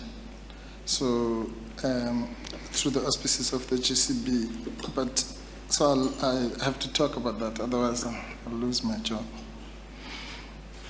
And, but I want to talk also generally, specifically about the three areas. If you agree with me, I mapped out three broad areas that we are dealing with in this particular type of interview. And the one was judicial skills and experience. You've spoken a lot about that. The second one is leadership and people skills. And the third broad area, administrative and management skills. Would you agree that, broadly speaking, there might be other things? Those are the types of attributes that one is looking for in a Chief Justice. I would agree with you, Commissioner Boff. Thanks. Now, I don't want to waste your time. Let me just put it up front that being a person who's in this division and who has interacted with you on many fronts, I have no doubt that you are definitely probably one of the most accessible leaders of any court. I'm prepared to say that even without having met all of them. And have the patience to deal with a busy division, as has been mentioned, but have time for all of us, whether junior or senior or from all walks of life. And so as far as leadership and people skills are concerned, I'm prepared to say that you are almost 90 to 100%. Then comes also the area of administrative and management skills. You've said everything but legal aid, court management, case lines is a star performance. And again, I think without fear of contradiction, I can say that your skills in those areas are, I'll go as far as to say, unmatched. It seems that the area where there are questions, if you follow up, and I want to confirm what Advocate Kane said about our interactions when we were in the leadership of the profession. The area that seems to be needing your assurance of this commission seems to be in the first area of the three that you and I have agreed, which is the judicial skills, the judicial experience, the issues about constitutional cases that you've done, and so on and so on. And I'm giving you an opportunity to deal with that, particularly because, as you know, as Commissioner Barnett said, we have 4 good candidates. And the other candidates have got almost an unquestioned pedigree in that first area. So where you beat them hands down in the other 2 areas, in my book at least, in that one area, there might be questions. So I'd like you to brag a little bit, don't be modest. Somebody said you're being modest. And deal with, if when we're deliberating, somebody says, well, JP Mlambo is good, as a good administrator, a good leader, and so on, but he's not an intellectual leader on the bench. What would you say? I would dispute that. As I said when I finished my vision, that in as much as I'm an administrator, I'm also a judge, as well as a head of court. So I've presided in matters, some of them very complicated, which really challenged our thinking and how we were going to approach them. And I've presided in quite a number of full court matters that are varied, you know. So I would, on that basis, dispute that, because you would criticize me of being weak on jurisprudence if I've not sat and presided and written judgments. I have done that. So I would dispute the statement you are putting to me. Okay, well, all right. No, what I was really getting into is you must give me the arms to dispute that statement, if it is made. Yeah. I can't just say I'm disputing the statement, if it's made in the deliberations. Yes. I mean, from my days in the labor court, I mentioned one judgment in the Western Cape Department. I dealt with that matter, which looks at socio-economic rights, as I think Advocate Madonsela asked me the question. I also sat in the Barnard case. You would know that that case called on an interpretation of how courts view affirmative action policies by governments. I've sat in that matter. I've sat in the SCA in a number of matters. I can remember the Fraser Absa Bank matter, which dealt with whether he was entitled to access the frozen funds to fund his legal defense, because that goes to the heart of the fair trial rights issues in the Constitution. I've sat in the Haag-Dorenbelt matter. You remember Haag-Dorenbelt was a very big land matter in the Northwest. I didn't inscribe it, but I was part of that bench in that matter. I sat in, I think, the Buckhazen versus Napier matter, which dealt with time clauses. I was in the SCA, and I think the CC upheld our direction in that matter. In this division, I've sat in a number of other matters. The Al-Bashir matter, called on the application of international law in a bit, the Rome Statute, as signed by South Africa. I sat in that matter. Yeah. Okay. That's. I hear that, and that's why I was thinking you were shortchanging yourself even when you're answering Advocate Matt Dunstan, because last year you sat, and again you might not have ascribed the judgment, but you sat in a case that I was involved in, which involved socio-economic rights, which was education. The case around the One South Africa case. One South Africa case. Yes. Yeah. So okay. And incidentally, who wrote the judgment in that case? It was assigned to all of us. What I do in these full courts, that's why the judgment comes out as a court judgment. Even in the fair trade tobacco case, it comes out as a judgment of the court, because we allocate each other sections to write on. That's why it comes out as a court judgment.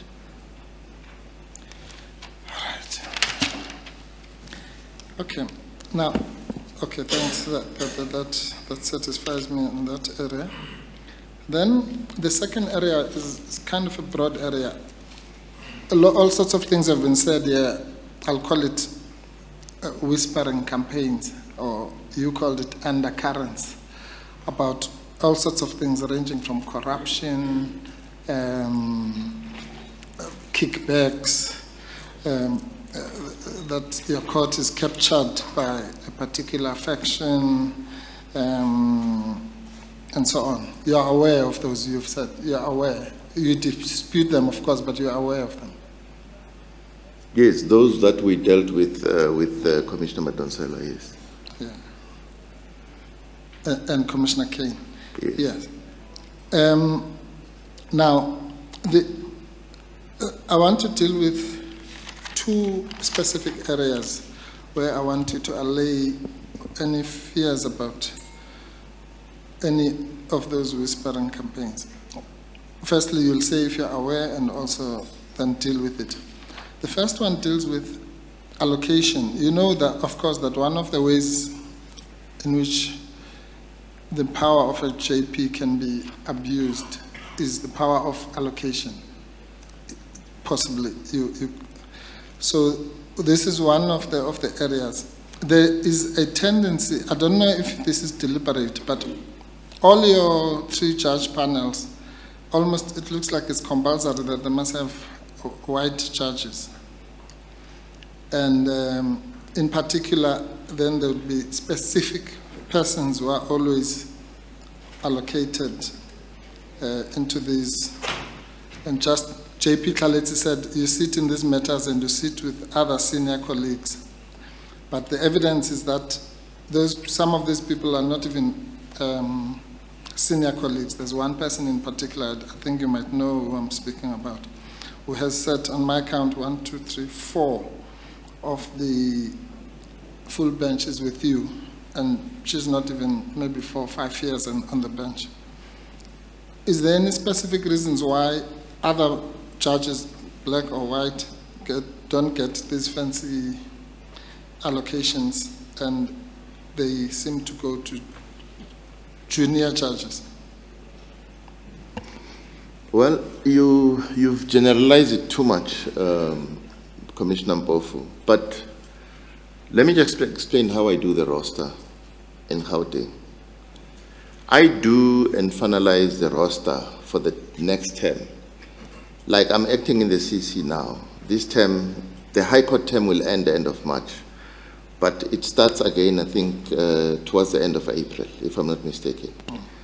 But I would make sure that I finalize the roster before the term ends, so that when judges go into recess, they know what they are allocated to, right? So I have a template in terms of which I allocate, I do the roster, to make sure that there's equal distribution of allocations throughout the term. Now, I would be interested to know who is this one person who've sat 5 times with me, because I don't recall sitting in such many cases with one particular judge, except those cases in the disaster management situation. I would have sat with one panel in probably three cases, simply to avoid the issue of split decisions coming from one division. So I would be interested to know who that judge is and who you say is junior. But let me just finish explaining this. Yes. So when I do the roster, it just follows. I would know that if this judge started the term in the opposed motion role, the first term, and I want to make sure that in the second term he doesn't start in the opposed motion role. He starts in a different work area, right? So that especially their rotation in the difficult courts like the opposed motion, special motions, and urgent courts, all of them have their times in those matters. So it's not that I go out of my way to handpick and select certain judges to hear particular matters. That's not the roster I do. I can show you and I can share with you how the template roster is done. Yeah, okay. All right. So, okay. So you'll say, therefore then, you'll say it's a coincidence that at least I would think of 4 full bench panels, some of which I was involved in, one in which you were not involved in. But I'll tell you, in Freedom Front Plus versus President of RSA, this was the bench, Mlambo, Kitley, Kolapen. Yes. In One South Africa Movement, President of RSA, Mlambo, Kitley, Kolapen. Yes. President of RSA versus Public Protector, that's the Busasa CR17 case. Yes. Mlambo, Matojane, Kitley. Yes. In another relatively high-profile matter, Moyo versus Old Mutual, which I was involved in, that one, but where you put in a panel, Meya, Kitley, Matojane. So you're saying that's just coincidence? No, it's coincidental. I don't go out of my way to handpick judges. I mean, where the duty roster places acting judges in the urgent court, that's where I intervene because I don't want mishaps to happen. I then swap them with permanent judges because the urgent court, as you know, is a very difficult court.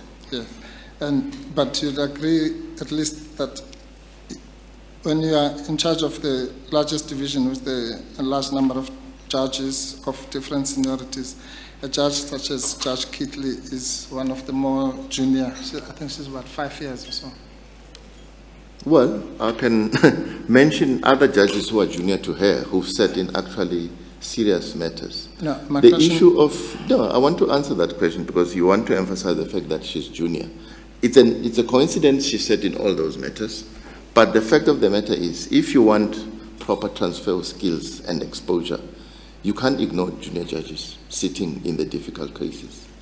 You can't. transfer of skills from what to what? Because she's a junior judge. What Yes. skills? No, exposure to how they deal with difficult cases. Okay.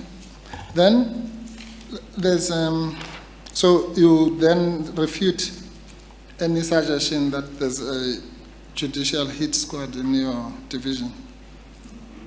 No, there's no hit squad. Group of people. Okay. No, those are the kinds of terms that have been used here. Okay. So, okay, that's fine. Then the last one is something again that I know you're aware of, but unfortunately it's probably again one of these what I call whispering campaigns. But I'd like you to deal with it particularly because it's much more serious. There have been allegations of sexual harassment in which you are implicated, rightly or wrongly. And it's one of those things which is so frustrating, I think probably more for you, because I even thought now someone will put in a complaint and nobody did. But you and I have spoken about this maybe informally. Where does this come from? Is there any substance to it? Are there any victims somewhere out there who might come out when you are Chief Justice, which would embarrass the country? Or is this just one of those, and I'm an expert in this, where people just smear without any foundation? And I'd like to put it out there because, as you know, this is a serious matter. It would be an impeachable matter if it had any substance. There is no substance to that rumor. It's a rumor, and I think it's an insidious, poisonous rumor. There's actually no substance to it. When I heard about it, I was actually shocked, right? And I was actually hoping that someone would come up and say, I'm one of those who's been sexually harassed by Judge President Mlambo. So it's unfortunate that people are using people's names willy-nilly in spreading rumors of this nature. There's completely no substance to that rumor. Thank you. And so there'll be no, if you are appointed, there'll be no surprises in that regard that might embarrass the country? No, never. Thank you very much. Follow-up, Chair. Thank you, Commissioner Mbofu. Commissioner Mlambo. No, on the rumor of sexual harassment, JP, what got me more worried was that it is actually happening to women who want to be acting judges.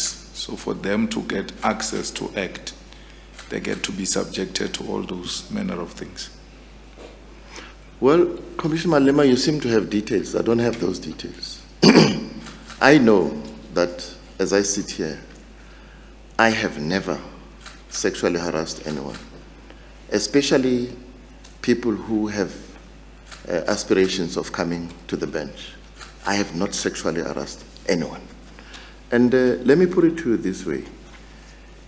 I've shared with this commission the statistics of how many women judges I have been instrumental in ensuring they either come to act or they come and appointed permanently in the division. If I understand what you're putting to me, you're suggesting that I have, in a way, I think you put it as sexual harassment, sexually harassed women judges who want to be acting judges. I don't know if I understood you well, because I think that's what you said. No, that there should be some sexual favors. It will amount to sexual harassment for women to qualify to act in the Gauteng division. Yeah, no, there's no substance to that. And I bring it back to you to say, if you look at the number, I've not shared with the commission the number of acting women judges I've appointed, because it's many of them. If you look at that number and you look at the number of women judges who've actually been appointed, the suggestion is that I would have demanded sexual favors from them for them to get the nod. I think it's an insult to me and to those women judges to spread a rumor of this nature. There is completely no substance whatsoever to that rumor. Now, the last point, JP,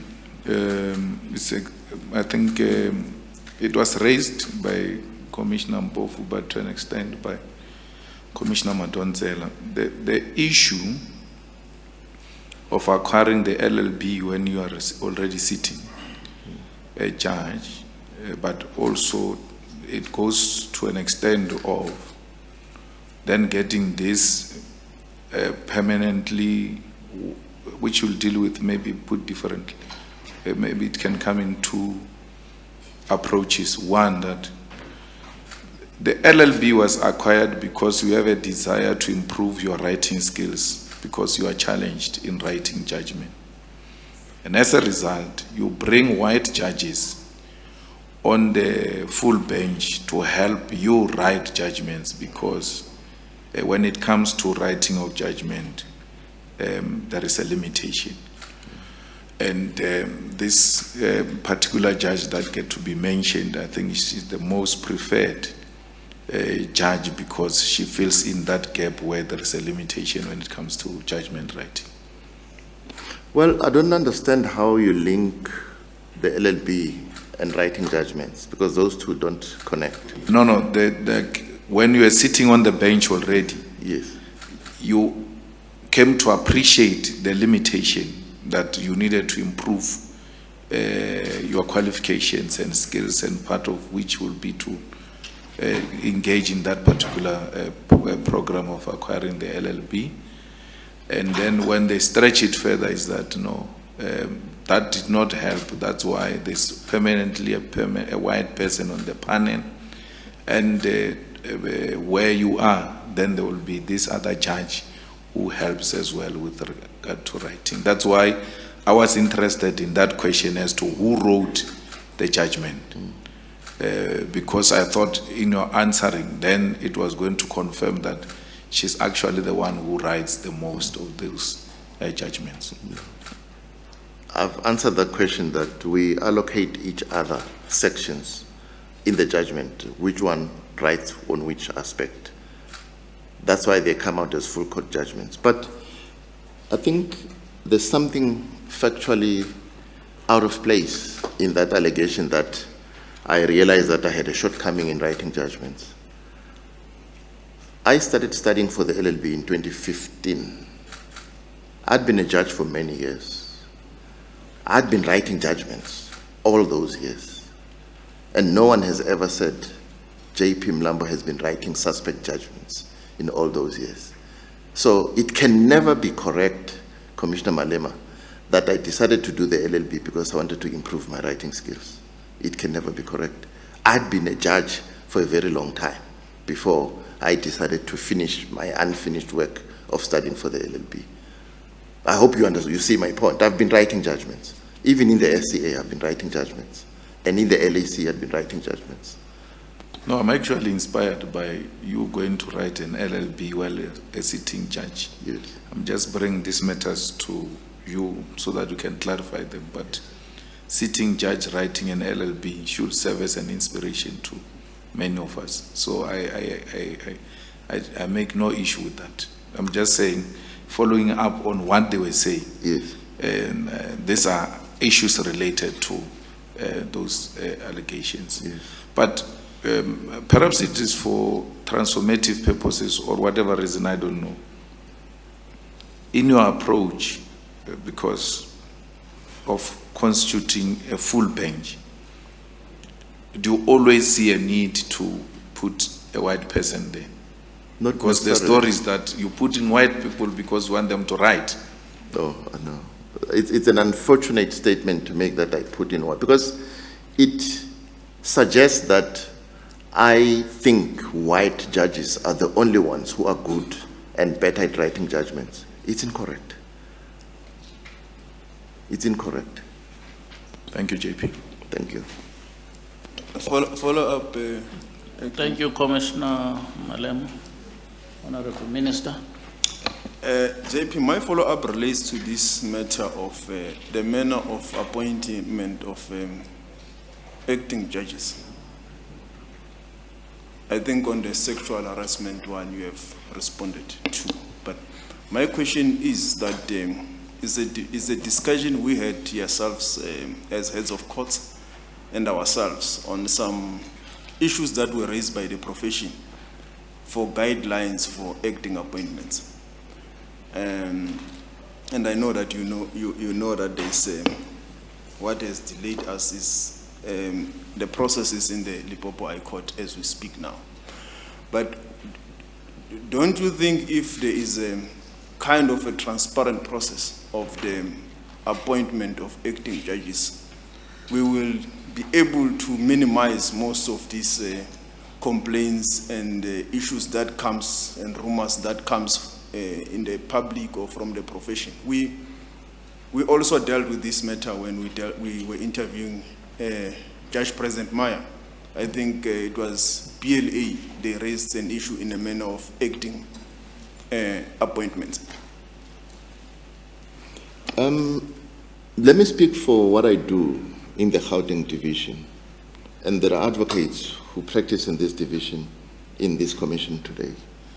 They know that when I approach them to suggest people to act in the division, I tell them that the person must have been in practice for not less than 12 years. And I emphasize that I want them to focus more on women candidates, because my problem is I don't see many junior briefs by women candidates, or I don't see even women silks running complex matters on their own without being led by male silks. So if I were to follow those stereotypes, I would exclude junior people altogether. And I want to avoid excluding junior people, because at the bar, if you are 12 years, you've done enough to raise your hand and say, I can act as a judge. So I want to believe in Gauteng, I'm transparent. They know on what basis I select acting judges. And almost invariably, whatever recommendations that come my way for acting judges, the advocates know. I would say, don't recommend someone because he or she is your friend. Recommend them on the basis of what they've done at the bar, what work they've done, what cases they've argued, where they've appeared. But 12 years and above. And the emphasis is always on women, because I'm on gender transformation. You may well be right, Judge President, on that. My contention on the matter is that the practice where the JPs obviously recommend or appoint and so forth. I know I appoint, but that recommendation, it's a practice that comes from the old system where there were few white practitioners. And the JPs will really know the number of people, which specialty. So it was a bit easy also to quickly consult with some few leadership of the profession.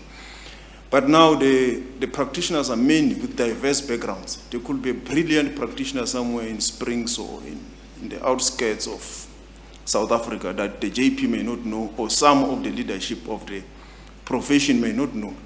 But it's a brilliant guy or lady somewhere. So if there is some guideline or processes that anyone who may want to, or anyone may want to nominate, will that not really help to enhance this system of transparency? That's what applies in Gauteng, Minister. You can ask the advocates who sit here. I ask them. I always ask them, like Advocate Mpofu. I've said, okay, I've chased you. I hope one day you'll come to act, but who can you recommend? I'm always receiving recommendations from the bar and from the private sector, the private attorney sector, of people who are recommended to come and act. So I try my best. It's true. I mean, when I approached Justice Botswana, I didn't know her. I was JP of the Labour Court. But when she was recommended, I said, well, this is someone who must come and act here. And Minister, some of the things that are not known is that when it became known, I'm that type of consultative JP, when it became known in the court that I was intending to appoint Justice Botswana, to come and act in the labor court. There was a delegation of senior judges who came to see me to say, don't do it. She's too junior, she knows nothing about labor. I said, well, I'm bringing her, it's my call. I'm bringing her because I think she'll add value. Look at where she is today. So I'm saying I'm always inviting those recommendations for people to come and act. And, you know, this problem of juniorizing people and of trying to keep people out of certain work areas or to keep people out of acting appointments is something we face as JPs. There's always grandstanding on one court or another, but I'm the type of JP to say, if you have an issue with this person that I want to appoint to act, tell me why. I want documented evidence why you are against it. And those objections fizzle into nothing, right? Because it's like that. It's in the nature of the legal profession to backstab, you know. But I challenge it, and I make sure that, no, I discovered a very brilliant tax law practitioner by way of recommendation. And she became appointed by this JSC, and she's a woman. I was surprised to start with that there's a woman who specializes in tax law. I didn't know her. She came, and she was such a revelation because she assisted in revamping the tax court and ensuring that its processes are streamlined. She knows tax law like nobody's business. So I'm saying, I agree with you. We need to be open as heads of courts to listen, to receive, and to evaluate whatever recommendations we get and to factor them in. And I do that, you know. No, thank you. Can I follow up? Thank you, Honorable Minister. Can I follow up, Acting President? Yes, I'll give you an opportunity after Commissioner Mapisa Magula. Okay. Commissioner. Thank you very much, Acting President. Good afternoon. Good afternoon, Madam President Speaker. Mlambo. It feels different. I'm sitting far away today from you. Judge President, there's a matter which was raised here by Commissioner Mbofu. Yes. And I've just been trying to think how I should raise a follow-up question with you on this matter. Because you mentioned that you became aware of the rumor. And what has also come out is that, you know, it's like by faceless people. I would like to know when first did you become aware of the rumor?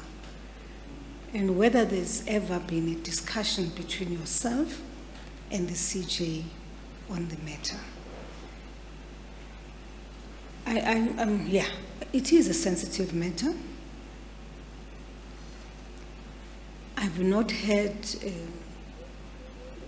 you saying, you know, you became aware and an allegation was made by a particular person. I'm fully aware of that.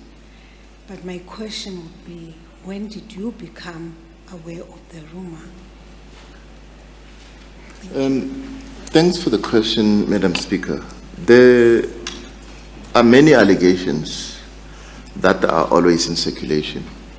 I mean, Commissioner Mbofu said it. They are always there, allegation or whatever. And because it's in the nature of the legal profession to gossip. If you want a profession that gossips, go to the legal profession. They gossip big time on nonsense. And when this Chief Justice nomination process started, I got a call from a retired judge in the Western Cape who said, hey, I've heard something disturbing about you. And I said, what? And I was told what? And it was what Commissioner Mbofu raised. I was shocked. I said, but why are people saying these things to me? Do you have a name? He says, no, I don't have a name. It's just being spoken about, but hush, hush, you know. So it started now. in the currency of this CJ process starting. So I had a discussion with no one because I just ascribed it to the rumor mill that always happens in the judiciary. I mean, even before I took over, I've heard rumors about other JPs, but I didn't think it's worthy of me to act on it because, as you say, Madam Speaker, it's a rumor that's difficult to pin. Who? Why? Where? Why are they not coming out? And the rumors don't identify anyone in any way, you know. So I feel pained that this rumor has now found its way into my interview, because I just feel it gives credence to the poisoning of the candidature that I have in this position. And it started and gained steam in this process. Clearly, its purpose is to poison my candidature. So I didn't speak to anyone. I didn't think it's worthy of me to action it with anyone. Thank you very much, Judge President Mlambo. Thank you. Thank you, Commissioner Mapisa Ngagula. Commissioner Magwanisha. Just two quick follow-ups, Chair. Thank you very much. Good morning, Judge President. Good afternoon, Commissioner Magwanisha. No, that means I'm in for a long slog if you're still in the morning.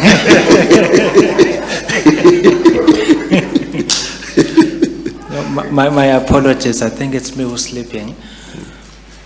Now, you said that you have a sexual harassment policy. Yes. Has that policy ever been used? Ever? No. Not at all. In fact, let me explain. It was not used, but the reason we crafted it, there were complaints that were lodged with me by two female colleagues in Pretoria who felt that they were the victims of offensive conduct by their male colleagues. And I asked them, I said, this is serious. I think it should go further than this. They said, no, JP, I'm raising it with you as head of the court. I don't want to take it forward. I just want you to be aware, right? So I consulted the DJP Ludwaba, say, hey, something serious was reported to me, right? And the good thing, if I recall, in one of those instances, the male colleague was identified as to who did it, you see? So I consulted the DJP. I said, the judges said to me explicitly, under no circumstances do you take this thing forward, wherever. We're raising it with you, see what you do with it divisionally.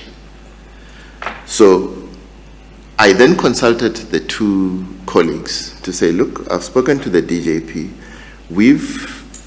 We think these are serious things, and we want to impress on you to consider lodging complaints with the JSC, right? And they refused.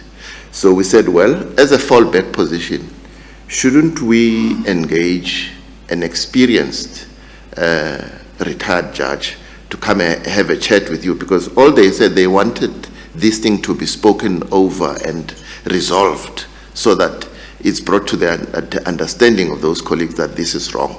So we tabled it in a judges' meeting.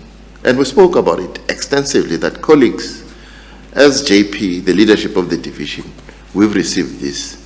Please desist from doing this. And as a follow-up, we got a retired justice of the Constitutional Court just to come and have a session, a debriefing session with those ladies, because I felt that they were hurt, but they didn't want to take the matter forward, right? But the upshot of it all, in both judges' meetings, Joburg and Pretoria, the view was, let's come with a sexual harassment policy that will enable those who are victims of this conduct to be assured that they will not be victimized should they come up. And we did that. It was drafted and was circulated amongst all judges, and it was adopted. the last one. I can see that Commissioner Mpofu is giving you sleepless nights. You have been running after him to act. Now, have you considered approaching legal academics to act? I do. I've always said, Commissioner Magwanisha, that one of the acting slots in the division is for legal academics. This commission appointed Judge van der Schyff about 3 years ago. She was an academic, right? But there's an academic who's acting now, Professor Poko. He's acting. And I didn't know him from any bar of soap, but the man is good, you know. So there are particular problems that apply to the academic world. The time that they must get to come and act is always a difficulty between them and their deans. But whatever the space is, because some of them, like Professor van der Schyff, some of the times she came to act, she had to do so without pay, right, from her institution, right? Well, she was going to be paid an acting judge salary in any way. So I'm saying there are particular difficulties. I remember having a number of engagements at VETS where I raised this particular issue to say, why is it always a problem when we try to invite academics to come and act and they tell us that the management structure is blocking their way? It didn't come to much, although I think a year or two thereafter, one of the academics from VETS came to act, a family law practitioner. But there is a slot. Commissioner Schlemmer knows, I've always mentioned it in this JSC. Thank you, JP. Thank you, Acting. AJP. Thank you, Commissioner Magwanisha. Commissioner Acting, Nyambi. Yes, Acting President, just Thank you, Acting President. It's a follow-up. It's a follow-up. Oh, it's a follow-up as well. Yes. Thank you, Acting President. Morning, JP Mlambo. Good afternoon, Commissioner Nyambi. It's very much unfortunate that in your interview we have to deal with this matter. But I think you know better than I do this process that when we have our closed session, you won't be there. And sometimes you'll have something that can be used against you. I want you to allay the fears in addressing the question raised by the Speaker. I know everywhere, even in Parliament, there are gossips. Everywhere, they will always have that challenge. But I thought it was going to be an anonymous source. But when you said it's a retired judge, then to assist us when having our sessions doing the deliberations, whether that retired judge was able to take you into confidence, where is this rumor emanating from?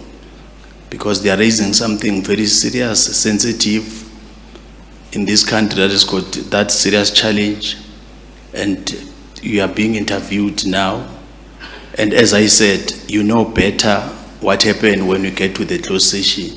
I don't want it to be used against you, so that we can have a proper clarification about this issue in terms of the source from this retired judge, whether he was able to assist you when you engage, when he called you about this sensitive issue. I tried to probe the judge, the retired judge, Commissioner Nyambi. I said, but who is saying these things? He says, well, people are whispering about it here in Cape Town.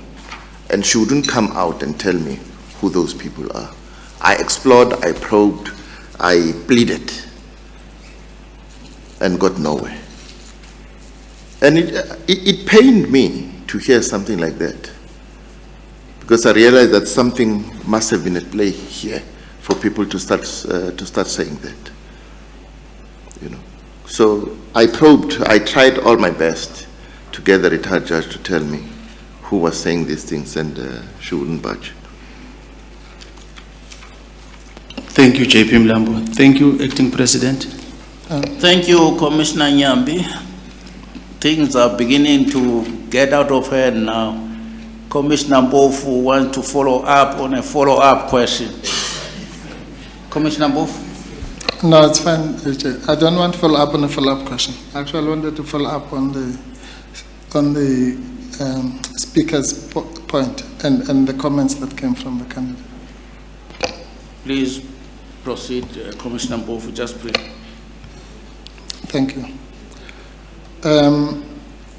JP, yeah, sorry, I'm sorry, Acting President, but I just missed the turn to follow up at the correct time. You just said something that seems to be worrying me now, after I thought we had put this thing to bed. In your answer to the speaker, you are suggesting that this matter has come up for the first time in the context of the CJ interviews, and also that you think that it has been brought up, I don't know, I can't remember the words you used, to poison your interview.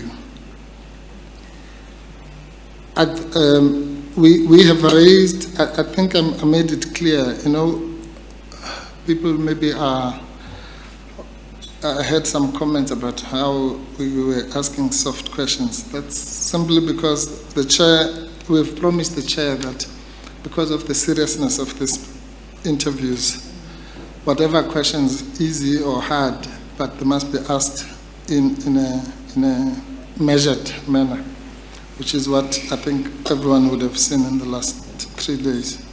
But that doesn't mean we mustn't ask the hard questions. I put to you that you know that there are rumors about kickbacks, about capture of your division, and so on. But you seem to, is it your suggestion that if there is this other undercurrent or rumor about sexual harassment, that it should not be mentioned so that you are given an opportunity to deal with it? No, we're dealing with it, Commissioner Mbofu. Yeah, I'm you seem to be responding saying to the that it's brought in order to, as if there's some other motive for it being brought about, except giving you an opportunity to clear the air, which I thought you had, by the way. Yes. Are you happy with that? Yes, I welcome the opportunity. If it's raised, if it's worrying this commission, that it be raised with me. It's an important issue. Thanks. Okay. And you agree with me that even the risk, because of the nature and the sensitivity of the issue, even the slightest risk of it ever surfacing in respect of our Chief Justice in a country is something that needs to be killed at this stage? Yes. Thank you. Thank you, Commissioner Mbofu. Acting President, Commissioner Barnard, follow up if possible. Yes, Commissioner Barnard. Thank you. JP, there's two statements that you made that seem to be rather concerning in your answer in the last couple of minutes. The one statement that you made was the nature of the legal profession is to backstab. And then a little bit later on, in a further part of the response, you said it's in the nature of the legal profession to gossip. Would you not say that those are two unfortunate generalizations?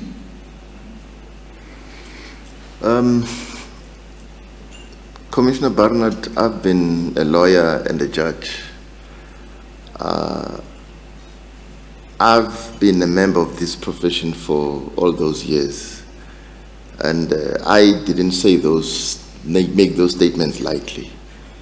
It is because that's the nature of that profession.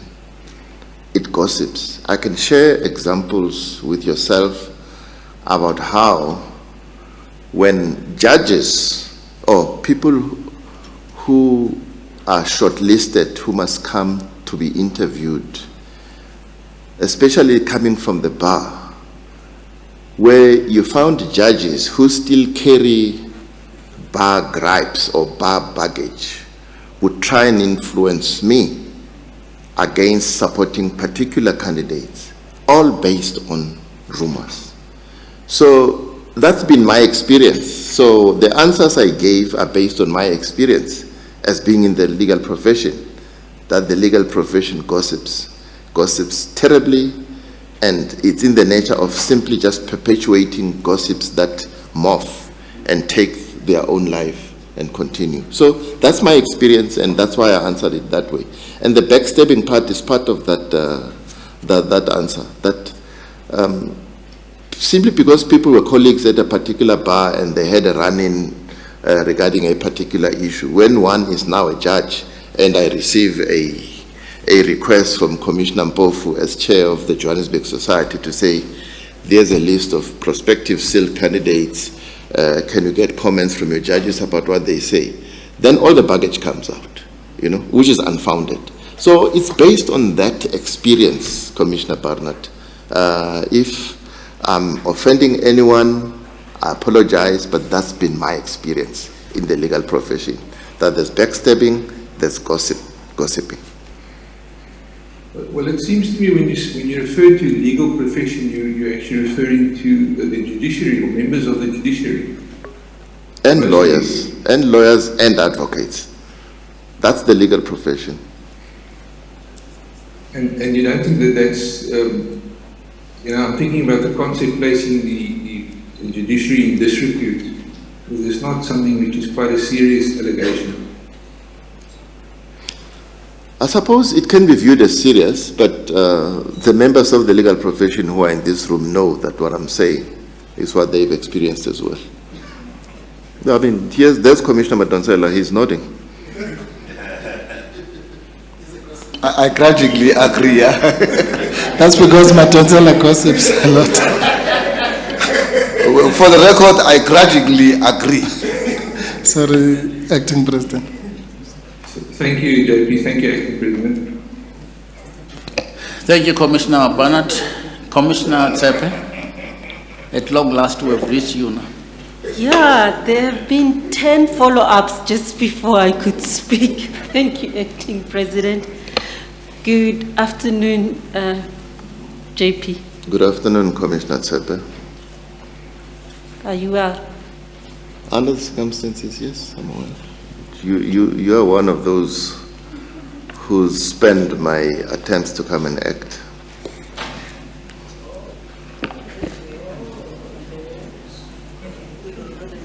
I will not confirm or deny that statement, JP. JP, in the morning when you were speaking to your vision, the issue of transformation was you regarded that as critical, and the issue of acting judges is somehow linked to that, because you are creating a pool, and in creating that pool, that is then the pool that applies to come to the Judicial Services Commission for recommendation and subsequent appointment. So I think the issue of acting judges is an important matter. Yes. So what I wanted to raise is an issue that the Minister dealt with briefly about some kind of a transparent and open process relating to acting appointments. It's not about what you have done, it's more, were you to be appointed a Chief Justice, the issue of acting appointments, either in the High Courts, an issue was raised by BLA with the SCA, and I think the GCB in their comments were raising about acting judges in the Constitutional Court. So in your view, as the Minister said, shouldn't we be having a transparent policy or practice on how that happens, so that allegations of the nature that it is not fair or transparent, and that we actually do get to reach all candidates, potential candidates who can come and act in our courts, For me, I think that would alleviate an important aspect that could alleviate all the criticism, because I think you are being, the GCB in particular says you've done well in getting many people to act, but that criticism is, what is the criteria? Is it a transparent process? I think it's a legitimate concern to raise that there should be transparency, and I subscribe to it. That's why I answered the question by what's happening in Gauteng. And obviously, as Chief Justice, if I'm appointed, I will have to push for more transparency in terms of that. And I think we will have to be guided as to what facets. I think I mentioned the key criteria of the experience at the bar or in practice as an attorney, you know. So I subscribe to transparency, and I would support that it be transparent in all respects. I mean, just to buttress that, in Gauteng, when we appoint acting judges, if there are new acting judges that have not acted before, what is attached to the duty roster, well, when it's placed on case lines, are the profiles of the new acting judges, so that colleagues have to know them, right? Who is this, what have they done, where do they come from, and whatever, because they are going to be colleagues for the term. So transparency is the way to go. I agree with you. Thank you so much, JP. And linked to that is just the, and you are agreeing, but I'm just saying it's not just about appointing them, it's also the processes that you would have started implementing in Gauteng, where you to be a Chief Justice. We would want those systems to not just move out just because you would have left the division, but that it is something that then gets implemented elsewhere, including the support that would come, the support that you would provide to those acting judges. Would you agree? No, I agree. I mean, it's a function of us as heads of courts, making sure that we do that. Thank you, JP. Just on the very issue of transformation, and you're saying it's good, we have to have a national program. As I understand you, there is a committee of heads of courts. Yes. Why is that not already implemented? You participate as the leader of the judiciary already in that. This, as you rightly say, a key component, and should, in my mind, be something that should be implemented as in yesterday. Yes. You're correct, Commissioner Tsepe. I'm head of court, and Commissioner Tlalet is here. Maybe I'm misrepresenting the facts, but I don't think so. I don't think we have a national policy in the judiciary on sexual harassment, or no, not on sexual harassment, on transformation. I don't think so, because if we do, I've never seen it. So I want to plead complicit in not doing anything at that level, right? At the heads of court level, to ensure that we have a national policy. But I want to believe that my own actions in the division I had have been, even though there's an unwritten transformation policy for the division, but it's something that I've been doing in terms of achieving transformation goals in the division. So I hope I've answered your question. You have, JP. Thank you so much. All I'm asking is that some of these issues should not be waiting, including the sexual harassment policy. I don't know if you would have heard yesterday, we had a discussion with President Maya, and as I understand, you are correct, there is no anti-sexual harassment policy in the judiciary, and those kind of policies should have been there a while, and we should be ensuring that we implement them, wherever this process leads, because you are already leader in the judiciary.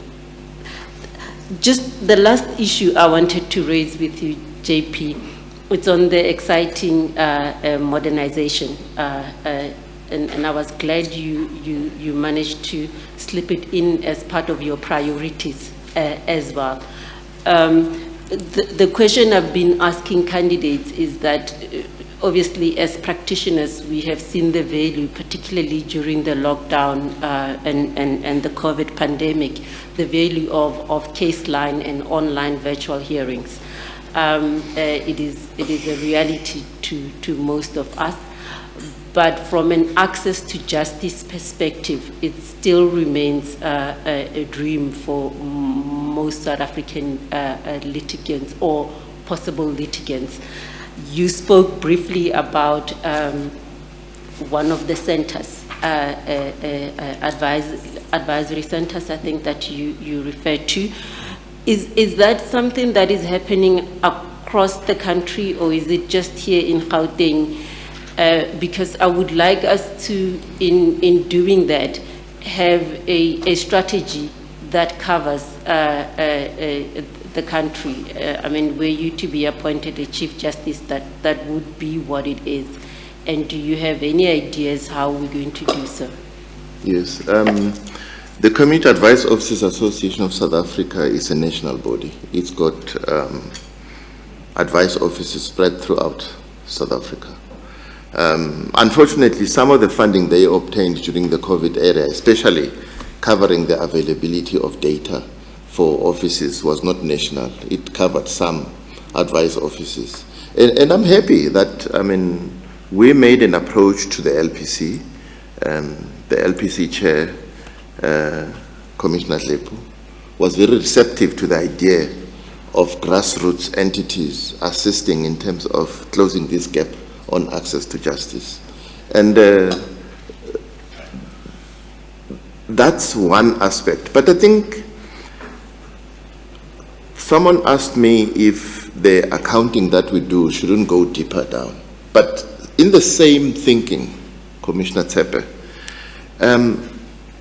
there needs to be a discussion involving Legal Aid South Africa that has a footprint throughout South Africa.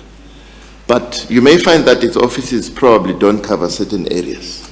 You know, there needs to be a discussion within that role player and other social justice actors who are in the space, just to identify the gaps as to how the whole country can be covered in ensuring that no one is left behind. So I agree with you. It's something that I've always said in my speeches wherever, that access to justice is a key human right, and it's something that should be upheld. You know, Commissioner Tsepe, when someone who's being sued and being threatened to be taken out of a house responds to the summons and comes to the High Court and presents himself to the judge and says, I don't have a lawyer, the judge stops the proceedings, sends the person to the legal help desk downstairs.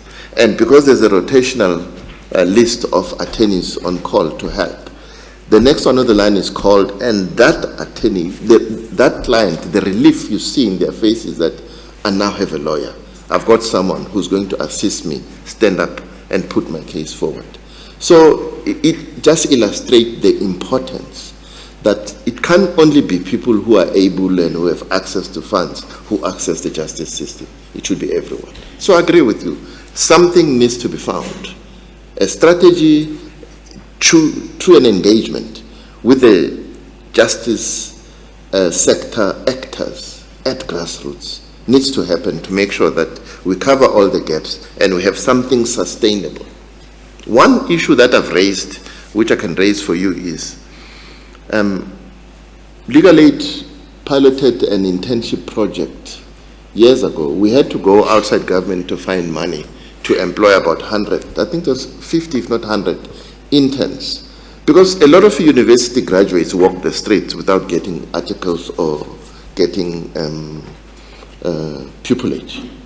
Now, if the big law consumers or law consuming centers in South Africa were to have an internship program that is that wide, it would give access to these law graduates to have access and be paired with seasoned practitioners in how the legal system works. But it will also help, that's our experience at Legal Aid South Africa, it will help with legal services offering.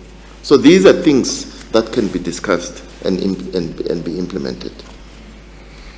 Thank you, JP. Thank you, Acting President. I appreciate the time.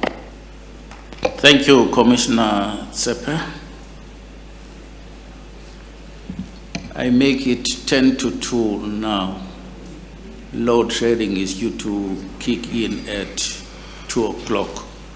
So this will be the convenient time to take the lunch adjournment, 1 hour. We'll resume at 10 to 3. Thank you.